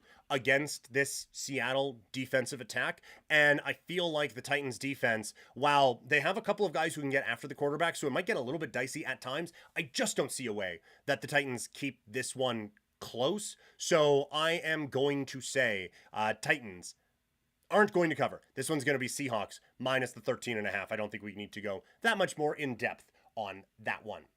Another potential blowout with the Giants taking on the Detroit Lions. Lions favored by 11 with the total at 49.5. Again, you have a Giants team that is basically out of it. Not basically, they are out of it. They're the worst team in the NFC at 2-9, while the Lions are the first team out right now in the playoffs. If the postseason were to start today, it'd be wildly unfair because teams have different games played. But the Lions would be out at 6-4. They are a game back of the 49ers half a game back of the 49ers for that last playoff spot. Also half a game back of the Packers because of their tie, and a full game back of the Seahawks, while they also sit a game back of the Bears for first place in the NFC North. So a massive game for the Lions and a playing out the string game for the Giants. I think this is a spot where the Lions really blow this one away. Giants defense has not been as good as we thought it was going to be this season. The offense, everyone keeps getting hurt, and the Lions have shown that they do not take their foot off the gas pedal. They are a very aggressive football team and will cause problems for anyone they play and have no problem winning games by 100. So I'm going Lions minus 11 here. Again, I think there could be some closer games to come, but this is going to be a pretty solid ass kicking. Another big spread with the Jets taking on the Baltimore Ravens. Ravens favored by 13.5 with the total at 44. This is where I think it could get a little bit closer because the Jets, with no Justin Fields, Tyrod Taylor is coming in. And again, it's against a Baltimore defense that has a lot of injuries and that has a lot of problems and just haven't looked overly impressive. And honestly, the Ravens didn't look overly dominant in a matchup that they should have done better in last week. So this is, again, a huge spot for Baltimore. The Jets are out of it at 2-8. They are 4 games back. But for Baltimore, they are a game out in the AFC playoff picture at this particular time. So there's the motivation factor is there from the other games that we talked about. I just haven't been impressed by Baltimore for a lot of this stretch. And I know they've been hurt for a long time this year, but I still don't know if they're back to 100% the dominant team that would win this game by 2 touchdowns. I am in no way picking the Jets to win this game, but I think Baltimore keeps it close. I think the Jets keep it close. I like the Jets to cover 13.5 in this spot. Our first kind of upset pick of the day. Not even upset, just again, not going with the favorite. Pittsburgh against Chicago. The Bears favored by 3 with the total sitting at 45. Chicago coming into this game as the number 1 team in the NFC North. As we discussed, half a game lead on the Packers and a game up on the Detroit Lions. for first place in the division, while the Pittsburgh Steelers are the leaders of the AFC North at 6-4. They also have a 1-game lead on the Baltimore Ravens. Obviously, with the Steelers, a lot of conversation around the quarterback. Aaron Rodgers dealing with the injury concerns right now. There's the talk of, he could play through the injuries and everything like that. Regardless, it's not a position that I am trusting at this moment against a Bears defense that can kind of be got at various different times. I still think they're better than maybe some people give credit to, but Aaron Rodgers is trying to play through this. I still think that the Bears defense could give him some problems. And the Steelers defense, yes, Watt is incredible at football, but I feel like that is a group that can be a liability. And I like a lot of the pieces on this Chicago team. I know it hasn't looked overly impressive at a lot of points this season, but I think the Bears can get it done. I like the Bears -3 in... I don't think a lot of people would have assumed that Chicago would only be, or would be, a 3-point favorite against Pittsburgh early in the season, but I kind of just like the team more than I like what's going on in Pittsburgh right now. Bengals taking on the New England Patriots. The Pats are at 9-2, tied for the best record in football with the Denver Broncos, while the Bengals, slim playoff hopes pretty well out, as they are 3 games back in the AFC playoff picture, and thus New England favored by 7, with the total sitting at 50. No Jamar Chase, he's suspended for spitting on another human being. I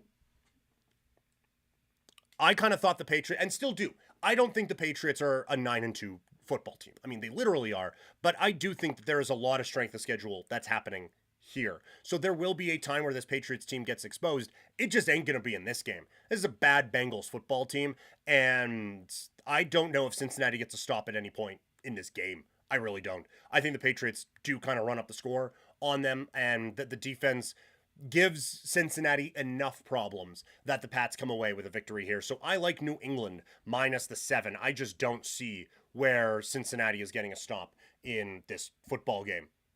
Chiefs taking on the Indianapolis Colts. Kansas City favored by 3.5 with a total of 50. Kansas City, again, on the outside looking in the playoff picture right now. They are a game back of Jacksonville for first place, and they are 3.5 back of the Broncos for first in the AFC West, so that dream is over. They're going to have to get into this through the wild card. Meanwhile, their opponents, the Indianapolis Colts, are at 8-2, half a game back of the Broncos and Patriots for the best record in football, and 2 games clear of Jacksonville in the AFC South. So obviously this game means a little bit more to Kansas City than it does to Indianapolis. And that is why, if this were a straight pick'em, I'm going the Chiefs. I do think Kansas City finds a way to get a victory in this game, but I do worry a little bit about some of the execution that we have seen on the offensive side for KC. Now, Indy is going to provide significantly less resistance than Denver did a week ago, but I still have a few concerns, and I still think Indy is going to be able to score enough on this Kansas City defense that they're going to be able to keep this game close. So, win-wise, I am picking Kansas City, but in terms of the gambling aspect of it, I like the Colts to keep this close. I like it. Indy plus the 3.5. I'm also going under on the 50 in this spot. I know the Colts defense can give up a bit, but Chiefs defense is going to be pretty kind of clamped down. So I think this ends up being a bit of a lower scoring game than people are anticipating. So I like under there, and I like the Colts plus the 3.5 points. Massive one in the NFC North as the Minnesota Vikings take on the Green Bay Packers. The Packers are the second wildcard team in the NFC with the annoying tie at 6-3-1. They are half a game clear of the Lions, who are the first team out in the postseason. They are also half a game back of the Chicago Bears for first place in the NFC North. Meanwhile, the Vikings are clinging to their playoff hopes, 2.5 games back. This is a must-win for them. J.J. McCarthy, as it has been all season long, has been all over the place. I do think I see more positives than most people do. I think maybe I'm looking for them while others are looking for the negatives here. I think what this comes down to, though, is the Minnesota defense. I really like this defensive unit. I think they're a very well coached defense as well. I think they've been put in some tough spots this season, but I think they're going to show out pretty well against a Green Bay offense that has just perpetually disappointed all season long. I don't trust this Patriots team this Packers team to dominate in a way that would get them a 7-point victory. So again, if we're going pick 'em, honestly, I still might lean Vikings here as an upset pick. Maybe that is. We'll go Vikings money line in this as our kind of upset play of the week. I just have my concerns about Green Bay. They just haven't looked all that impressive. And Coach Flores has done a really good job with this Minnesota team. And I think Aaron Jones has a pretty good day for the Vikings. I think they come away with a close victory at Lambeau, kind of throwing things off a little bit in the NFC North picture. Up next, Cleveland against the Raiders. Both these teams are bad. The Raiders are 4-point favorites with a total at 36.5. Cleveland's defense is going to be excellent. I think they're really going to shut down what the Raiders are doing. Like we talked about in the fantasy preview, I think Genty still gets his, but I don't think it's going to be a great football performance by any stretch of the imagination on the Raiders side.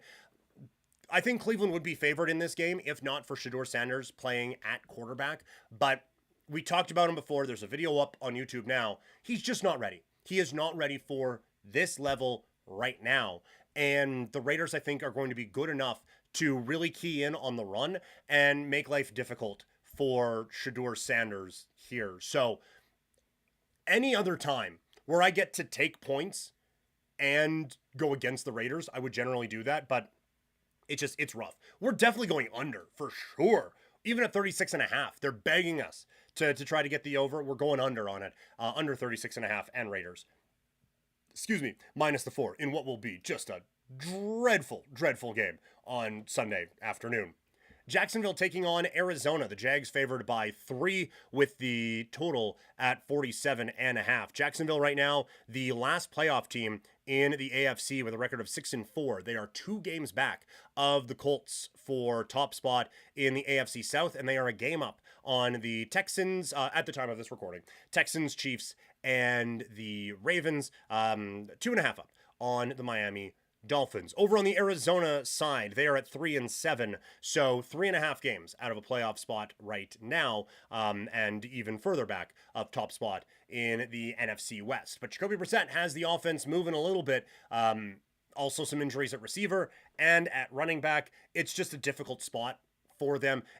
It's an all right Jacksonville defense. I think maybe the numbers make it seem like it's been a little bit better than they have been at times this year. I think that the defense has been able to really dine on some subpar teams, but that was a real win last week against the Chargers. I was kind of anticipating this number being a little bit higher, and I was looking forward to locking in on an Arizona plus, but 3 points is entirely reasonable. I don't see Arizona winning this game. Brissett has been good from a fantasy standpoint, but when it comes down to wins and losses, I don't think he can get it done against this Jacksonville squad. So I do like the Jags here, minus the 3 points. But again, I'm impressed at how reasonable the odds makers have been around Jacksonville. Next up, Atlanta taking on New Orleans. The Saints favored by 1.5 with a total at 39. I get London is out.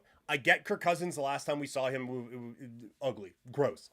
The Saints team should never be favored. They're just like X's, O's, whatever. I don't care. This Saints team should never be favored. This is an awful, awful football team. So I don't care. Kirk Cousins, whatever. Drake London, whatever.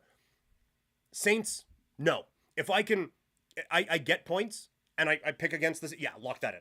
100% lock that in. There's no way I'm even remotely considering the Saints as a favorite in an NFL game.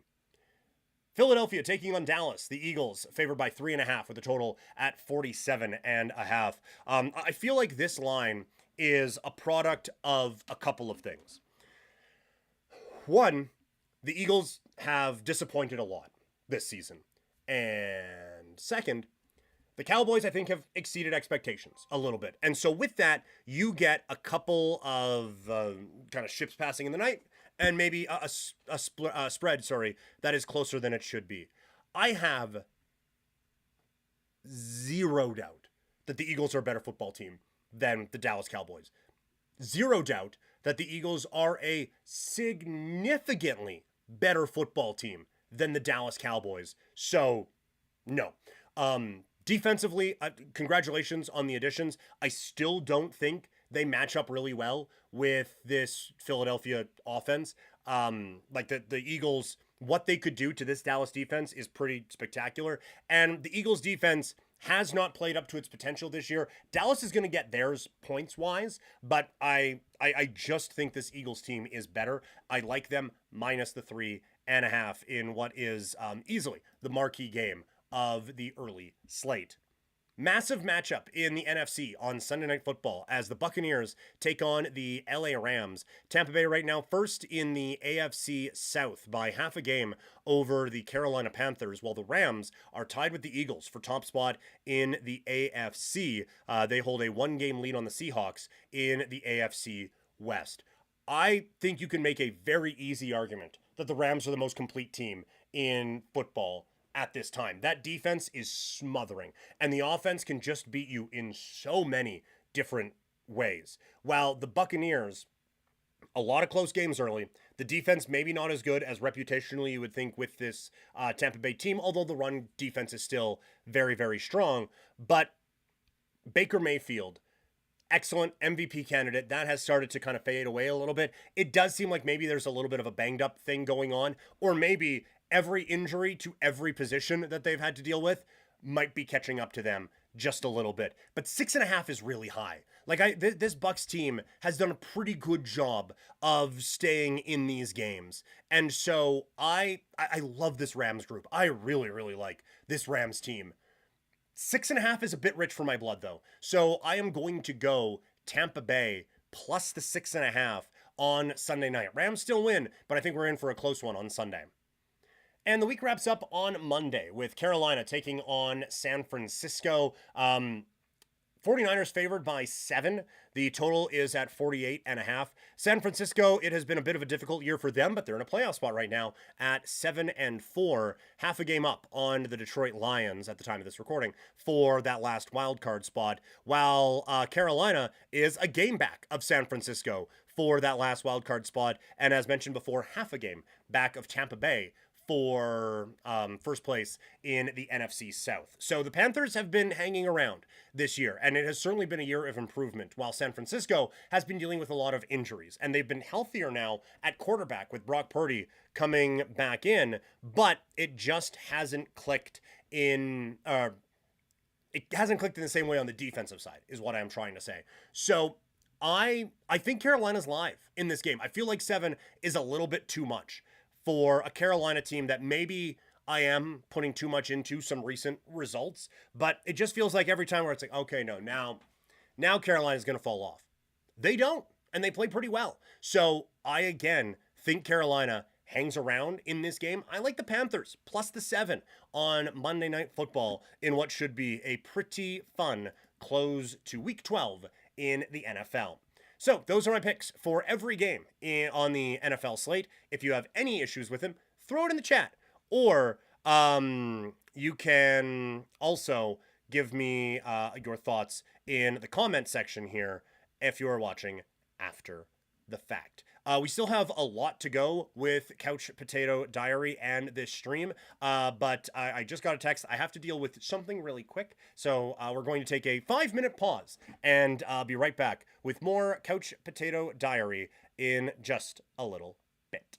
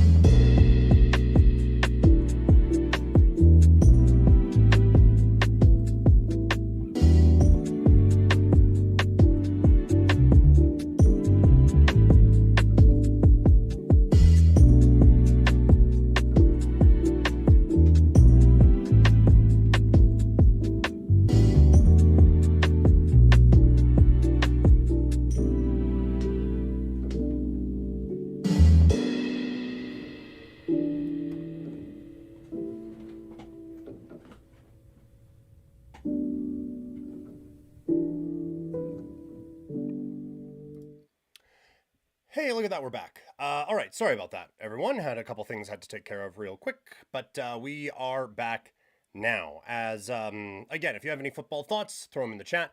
Otherwise, we're going to keep going with the combat sports we have for the weekend, as another big boxing card comes our way before the close of the year. And maybe not the biggest names, but a couple very intriguing fights on this card. Let's break down what we are going to see from Riyadh season coming up here on Saturday.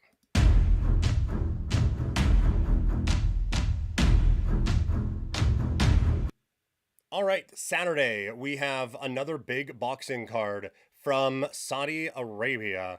Main event, David Benavidez taking on Anthony Yarde for the WBC Light Heavyweight Championship, but 4 titles on the line for this one, and a couple of, I guess, kind of interesting prospects along the way as well. I do want to highlight a couple of them here. Let's first talk about the vacant WBO lightweight title on the line as Abdullah Mason takes on Sam Noakes. Both these fighters undefeated. Noakes is 17-0, while Mason is 19-0.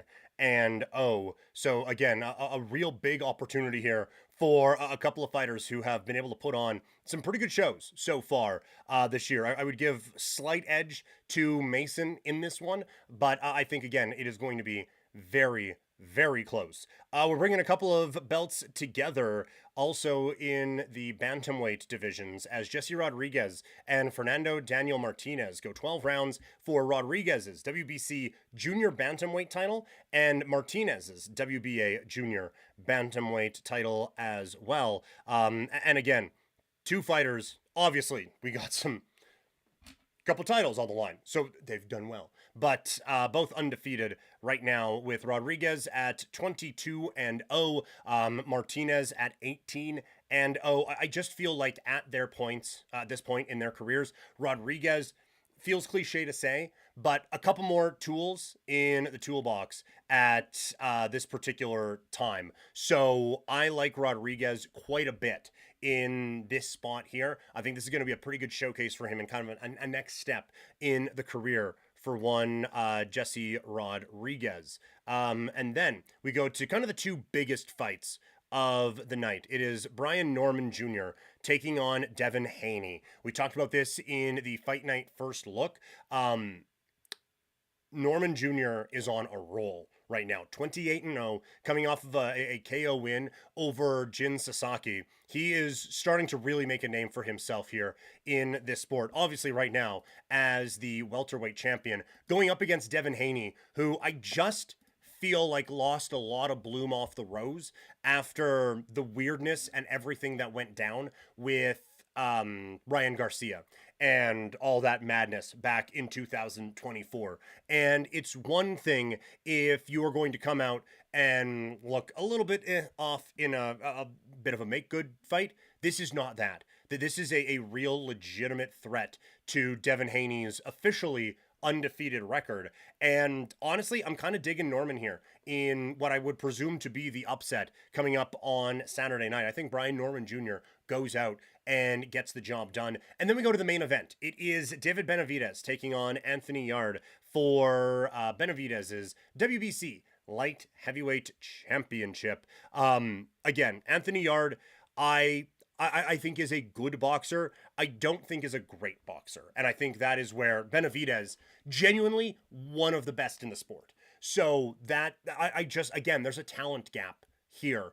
I think Benavidez deserves to be among the elites in the boxing world at this particular time, and I would expect him to go out and show it. He doesn't strike me as the type to be looking past an opponent. He doesn't strike me as the type to be kind of caught up in who he wishes he was fighting. It's just who he has in front of him and what he is able to do with that particular opponent. So I like Benavidez in this spot, and I like him pretty aggressively to come away with a convincing win to wrap things up on Saturday. What fights are you looking forward to on Saturday? And did I get anything off in a bit of a rapid fire prediction show here today? Let me know in either the chat or in the comments below, and we can keep chatting some boxing if you want here as we get ready for Saturday. And if you got some boxing friends in your life, share the video with them, and we can keep the boxing conversation going with a few extra people. Again, trying to grow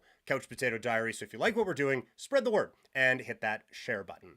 Toxic in the chat. Surprised you haven't talked about the Raptors much. That team looks to be cooking. Yeah, they look like they have been excellent so far this year. Admittedly, just busy and everything like that. Haven't had a chance to check them out a lot. My plan is to, like I kind of did with the Flames, just binge through a bunch and watch this team and kind of get caught up on things. But yeah, I'm second in the East right now, and we didn't get to do as much of the preview stuff as I wanted to, and I wish we did, because there would be receipts. Because I was saying, like, this Raptors team is good, and I think we've kind of hinted at it before.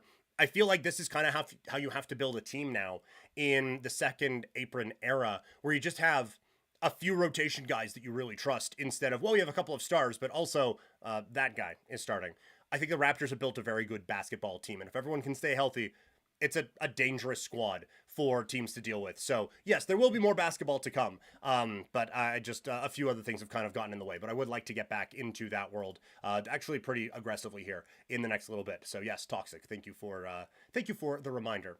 Anyway, let's keep the fight conversation going. UFC 322 is behind us, but ahead of us is another UFC fight night as the Ultimate Fighting Championship goes to Qatar for what is a very, very intriguing card and a pretty stacked fight night. So we're going to take a look at what should be a very fun fight card coming up here on Saturday afternoon.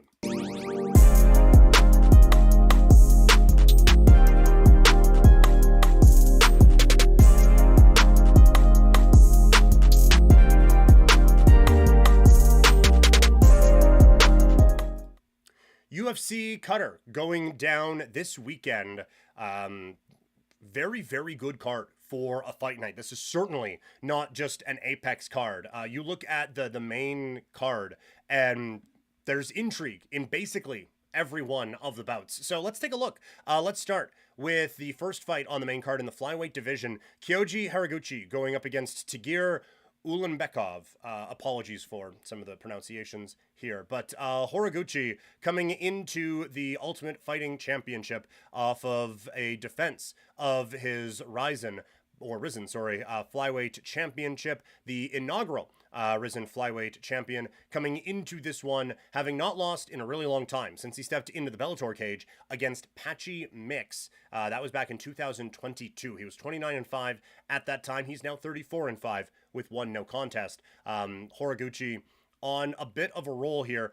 A former UFC fighter, if that's a name that sounds familiar, but then I said Ryzen, and you're, oh, I guess not. A former title challenger against Demetrius Johnson back in 2015. His last fight for the promotion was 2016, before he made his way off to Japan to kind of start a very good run in Risen. A flyweight champion with one successful title defense, two-time bantamweight champion as well, and the 2017 bantamweight Grand Prix champion, also a Bellator bantamweight champion. He goes up against Ulanbekov, 34 years old, out of the Soviet Union, out of Dagestan, sorry.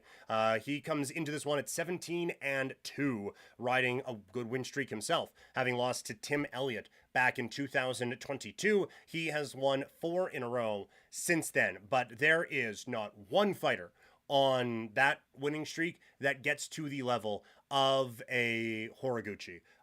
Yes, I understand that maybe the gas tank wearing down for Horiguchi, a lot of big fights as a 35-year-old against a 34-year-old, but just not with the volume of high-level competition there. So maybe there is a bit of diminishing returns for someone who's 34-5 against someone who's 17-2, but I like Horiguchi big in this spot. I just think a very talented fighter is going to be able to come out with a win. This was supposed to happen earlier in the year, but Horiguchi had to withdraw, so it has been moved to this weekend. But again, I like Horiguchi in that particular spot. Up next, we have Jack Hermanson against Miktbek Orolbai. Oralbai. Sorry, again, on the pronunciations. Oralbai is 27 years old, out of Kyrgyzstan, 14-2, with a win in his last fight, but lost to close out his 2024 dance card. This is only his second fight of 2025, taking on Jack Hermansson, who's now 37 years of age. Hermansson has alternated wins and losses for a while. He beat Jacare, to let you know how long ago it was. Beat Jacare in 2019, lost to Cannonier, beat Gastelum, lost to Vittori, beat Shabazian, lost to Strickland, beat Curtis, lost to Delice, beat Pfeiffer, lost to Gregory Rodriguez back in June by knockout at UFC 317. So, by that back and forth, he should get a win in this spot. But I think that this is, I think this is Oralbai's time. I don't know if this is the most intriguing prospect that is out there. Has won some titles on the independent circuit out in Kyrgyzstan and in Russia, but I don't think Hermansson has a whole lot left in the tank at this particular time. A fantastic run as a UFC fighter here, but I view him as someone who that time has kind of run out. And so I think Oralbai comes away with a victory in that spot. Very interesting fight at light heavyweight as Volkan Ozdemir, the 36-year-old former title challenger in the Ultimate Fighting Championship, right? He's fought for a title before. Has he not? Yeah, there we go. Lost to Daniel Cormier in a string of 3 losses in a row. He's now 20-8 for the career, coming off of a loss to Carlos Ulberg back at UFC Fight Night in basically a year ago, a year and a day. Away from this fight was his last one, going up against Alonzo Menefield, 38 years old. He has won back-to-back fights in the UFC after losing back-to-back fights, after winning back-to-back fights after a draw. But he's put together a pretty good run, but again, not a big high-level resume. I guess Jimmy Crute, maybe the bigger name on there. Misha Serkinov, if it was a few years ago, but lost to OSP back in 2020. Either way, Menefield hasn't really been able to find that stride. Going up here against Ozdemir, who again also kind of hasn't really found that either. I like Menefield in this spot. Again, it is just I don't really know how much Ozdemir has left to give. Not that Merrifield's actually older at 38 years old, but I just feel like, again, from a fight age standpoint, he still has a little bit left in the tank, and I think he is going to be able to get the job done. Really big fight at welterweight as Ian Machado Gary takes on Bilal Muhammad. Bilal coming into this one at 24-4, coming off of a unanimous decision loss for the welterweight championship, losing the belt to Jack Della Maddalena, who just lost that belt. Taking on Ireland's Ian Gary at 28 years old. Gary is someone who I have been hard on at times, and I felt like he was trying to do a bit of a Conor McGregor light performance. I don't view that of him anymore. I was impressed. The win over MVP, how he competed in the loss against Shavkat Rakhmonov, and then how he won against Carlos Paredes. I think that the style that Bilal is going to want to fight, I don't think he's going to be able to do that against Machado Gary successfully. I think Gary dealt with that against Shavkat, and while he lost, absolutely he lost, he was still able to survive in that way, and I think Shavkat is better at that than Bilal is, and I think that Machado Gary can be good enough on the feet to be able to kind of dictate things a little bit his way, so I like Ian Machado Gary to come up with a win over the former welterweight champion. And then in the main event, lightweight bout between a couple of vets as Arman Tsarukyan, at 29 years old, out of Georgia, goes up against Dan Hooker, the 35-year-old from New Zealand. Tsarukyan continues to fight to win big fights and say, okay, this is the time for a championship, and then has to fight another one to get to that title. Most recently, a split decision win over Charles Oliveira. Dana White appears to be pissed at the guy for not being able to make he got sick for the championship fight that he was scheduled for. So we will see what he can do now against Dan Hooker, who has been a very strong fighter in his own right. Looked like maybe things were coming to an end. Lost to Makhachev, lost to Arnold Allen, but 3 wins in a row against some pretty good competition. Most recently, Mateusz Gamrot in a split decision win back in August of 2024. But again, it's Sarukyan's time. I think that Sarukyan kind of a little bit better in a lot of different areas than Dan Hooker is. And so because of that, I think that there is, I think Sarukyan can hang on the feet with Hooker, and I think he's going to be able to wrestle with him as well and control him pretty well on the ground. So I think Sarukyan comes away with a decision victory. But again, a pretty solid card for the UFC for a fight night. Let me know if you disagree with any of my predictions, and we can talk about those either in the chat or in the comments. We have someone asking a fantasy football question in the chat. Firebros2765 is asking that. So let's dive back into the football world and help Firebros with a fantasy football question.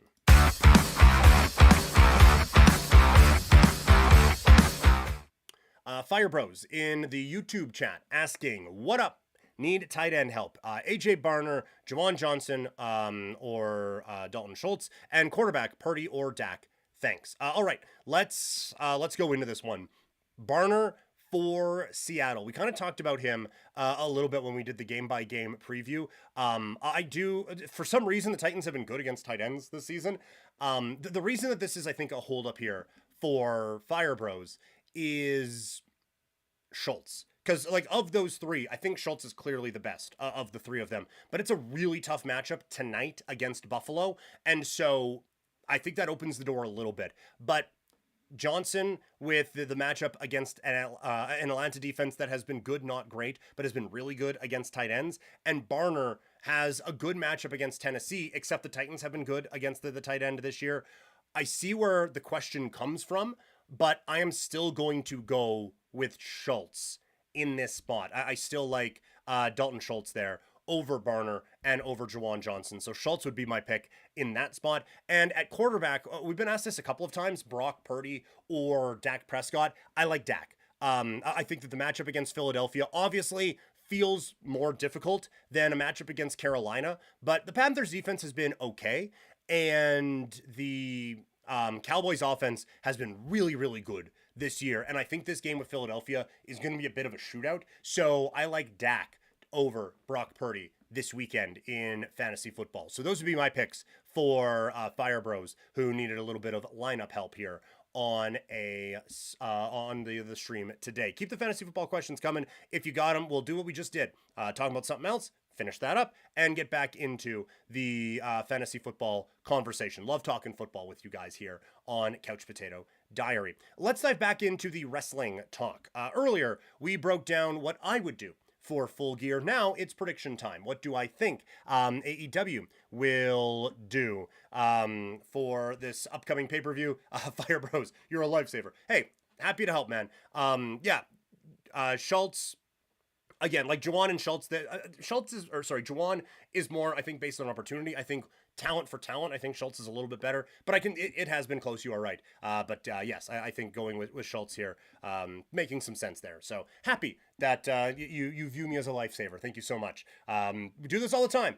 Multiple streams most weeks, and the YouTube channel, bunch of fantasy videos, and the podcast, Couch Potato Diary, as well. So I just had to get the plug in there while I know someone was watching. Let's dive back into wrestling, though. AEW Full Gear. Maybe not the most hyped show, but I still think a few interesting directions that this card could go. So let's break things down for AEW.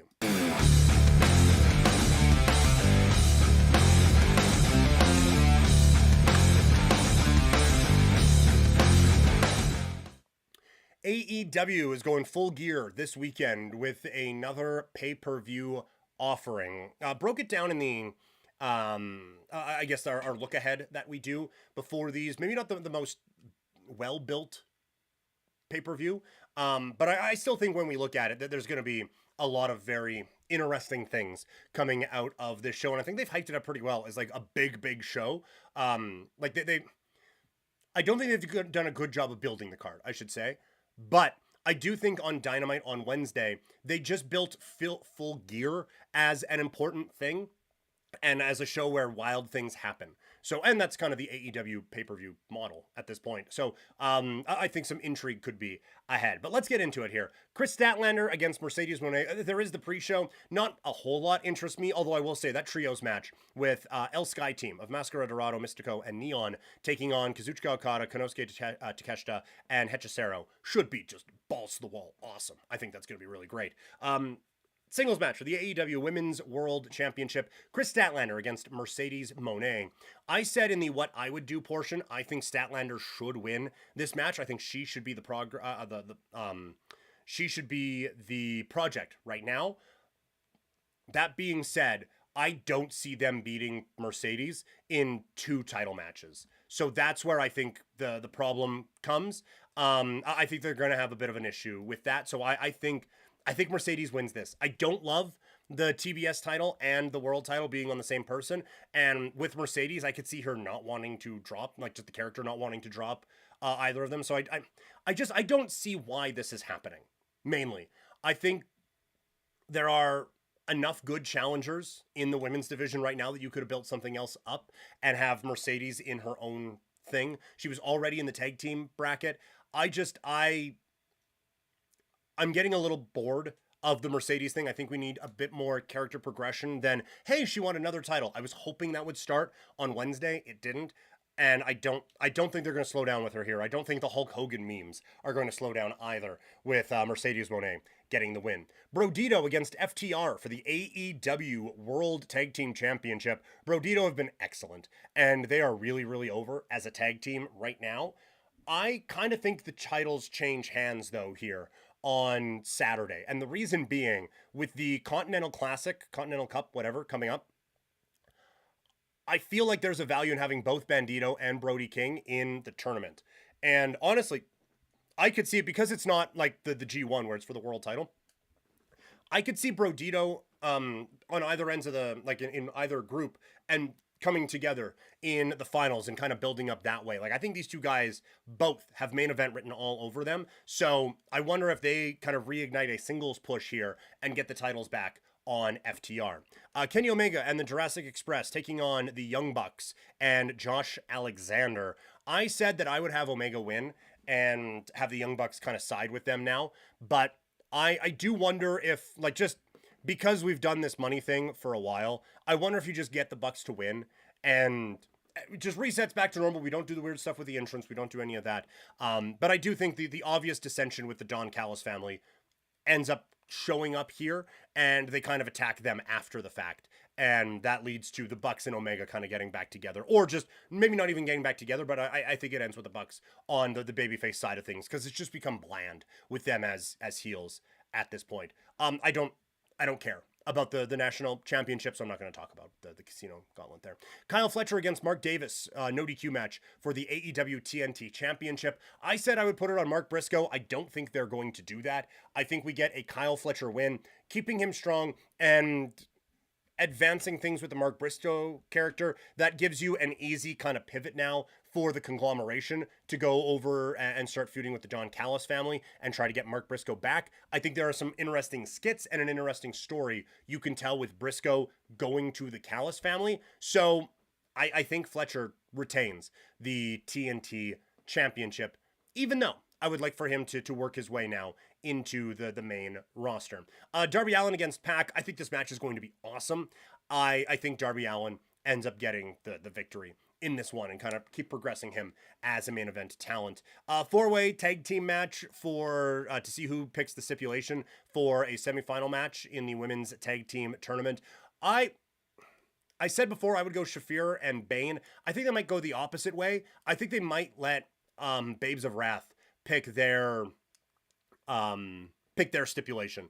I think they get a win here. Of the 4 teams, I think they probably need a win the most, and so I would go Babes of Wrath in that spot to get a win. No holds barred match, Jon Moxley against Kyle O'Reilly. I just want to say, they did a tag team match on Dynamite where conglomeration against Death Riders and stuff like that.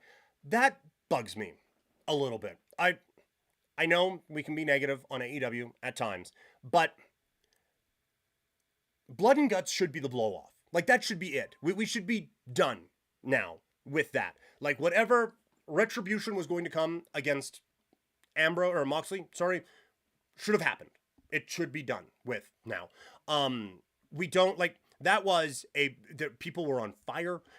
That is supposed to be kind of the blow off that ends things. We don't do that and then come back to a tag team match the next week and then a no holds barred match in 2 weeks time. Like, I hate that this was just a match for a match and we're just going to keep going with the story now. That felt like it should be it. And we've had a few should be it with this Death Riders thing now. And it just kind of keeps dragging on and that there's no progress to it. I think that changes pretty quickly soon, but I have thought that for a month now and we still haven't got it. So just a frustration of mine here. Like I said, I think that there is a chance that you just beat Moxley a third time and just keep this story going. But I do also believe that, like, you don't want to beat him too much. So I do wonder if you kind of tie in a story of this group needed to help him so much that even in a win, he gets kind of beaten down. I could kind of see that. Or like a big swerve and Kyle O'Reilly just joins with those guys. I could absolutely see that. So I think that there is a lot that you could offer in this match. My official prediction though is Moxley getting the win. A huge thank you to Nader Dip in Twitch, who just sent a $5 tip. Your expert level advice is very helpful, brother. Thanks for the fantasy football tips yesterday and today. Best B-Day present ever. Absolutely best birthday present ever. Thank you so much, Nader Dip. I really appreciate that. That means a lot. Thank you so much for sending that in over in the tip link. Thank you very much. And your Fire Bros on YouTube. I didn't put that together. Okay, awesome. Well, yes, hopefully the fantasy advice helped out. Maybe should have held off on the tip until we saw if I was actually right. But I do appreciate it. Thank you very much for that. That means a lot. Right before my birthday here. Thank you. All right. Main event. Hangman Adam Page against Samoa Joe. Steel cage match for the AEW Championship. I think Hangman gets the win.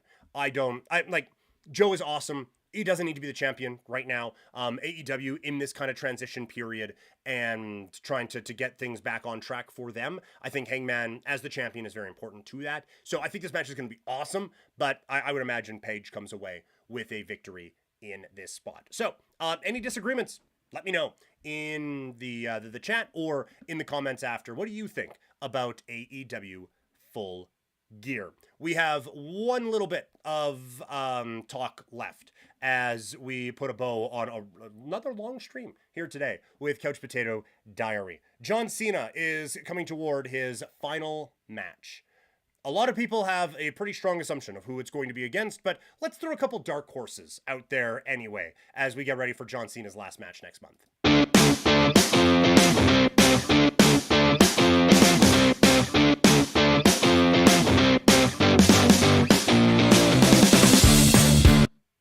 All right, John Cena taking on ? At Saturday Night's Main Event in a few weeks for his last match. A lot of people are assuming that it's Gunther who is going to win the tournament and dethrone John Cena and kind of take that to the next level. And I want to say that would be my pick too. When this whole thing started, my first hope is that Braun Breaker would get that, and that would be his big main event moment. The real kind of launching of him into the main event picture. But I think Gunther is a good one here too. Someone kind of pointed out, like, there may be it might be a bit before he's back in the title picture with the whole Seth, Braun Breaker, CM Punk, that whole kind of vortex happening on one side. It might be difficult for Gunther to get back into that title picture. So get him a big win, keep him in the main event, and give him kind of a big resume building thing as this dominant person and this dominant heel that just took away our hero. So I do think that is the one that makes the most sense. But I have three guys who I think you could do something very interesting with. The first one is LA Knight. Hey, could this guy be something?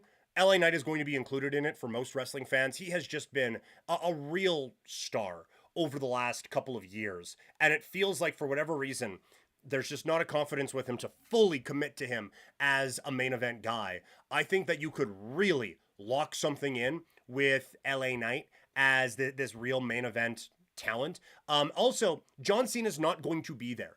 Like, Monday was his last television. He is not going to be there to build these shows up anymore. LA Knight, more than capable on the mic to really, really create a lot of intrigue in a last match promotion that isn't just, it's John Cena's last match. I think he could really, really sink his teeth into that creatively and give us a whole lot to be excited about. Up next is Penta. I just think he needs a big boost. I think that match would be incredible. I think it would be a match that we just never thought of. Penta against John Cena. The storyline purposes, like, I don't know what it does, but I do think it kind of resets things after what has been a bit of an underwhelming opening year for Penta in the WWE. And the last one is Carmelo. Again, I feel like there's been a bit of a ball drop here with him, but after Trick Williams' last man standing with Ricky Saints, Trick, I think, is pretty well done with the WWE, or sorry, with the NXT stuff. I think you could start a very big, like, faction type of thing with Carmelo at the front of it, and Trick Williams also. And, like, they've been kind of teasing Trick and Kalani Jordan together. You could bring her in as well. I think there is really something you could do to really jumpstart that. And now you are turning the John Cena retirement thing, instead of it helping out one performer, now it helps out three. Also, I have just said, I know Booker big ups a lot of guys on commentary.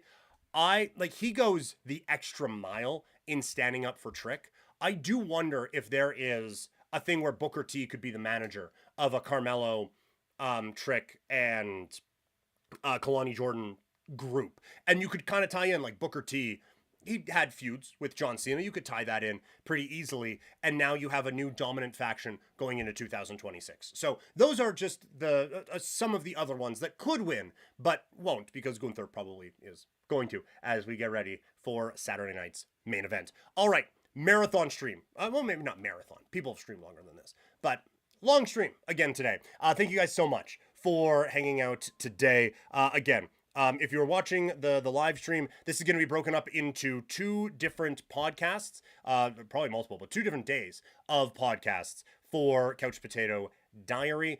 You can get that wherever you get your podcasts, including on Spotify and on Apple. If you're only here for the fantasy football, which I understand, there's a fantasy football playlist on YouTube where you can get all the fantasy football breakdowns from the shows as well. Thank you guys so much. Once again, thank you so much, Nader Dip, for the tip. That means so much to me. I really do appreciate that. No live streams planned for next week. Might be able to slip in a couple surprise ones because I'm going to be on the radio here in Calgary. So hit the subscribe button on the podcast and on YouTube, and that notification bell so you know when the videos come up, because I still want to do, especially the fantasy football stuff, I still want to get a lot of that stuff out there. The interactive portions may be a little bit limited this week because I am back filling in on radio here in Calgary. While you're on the internet, check out seaofdead403.ca, get all that Calgary swag, and fuel up with Swift Energy at swiftenergy.gg with the code PKPrimetime. Thank you all so much for hanging out today and making my birthday eve feel very special. Have a great rest of your day and weekend, everybody.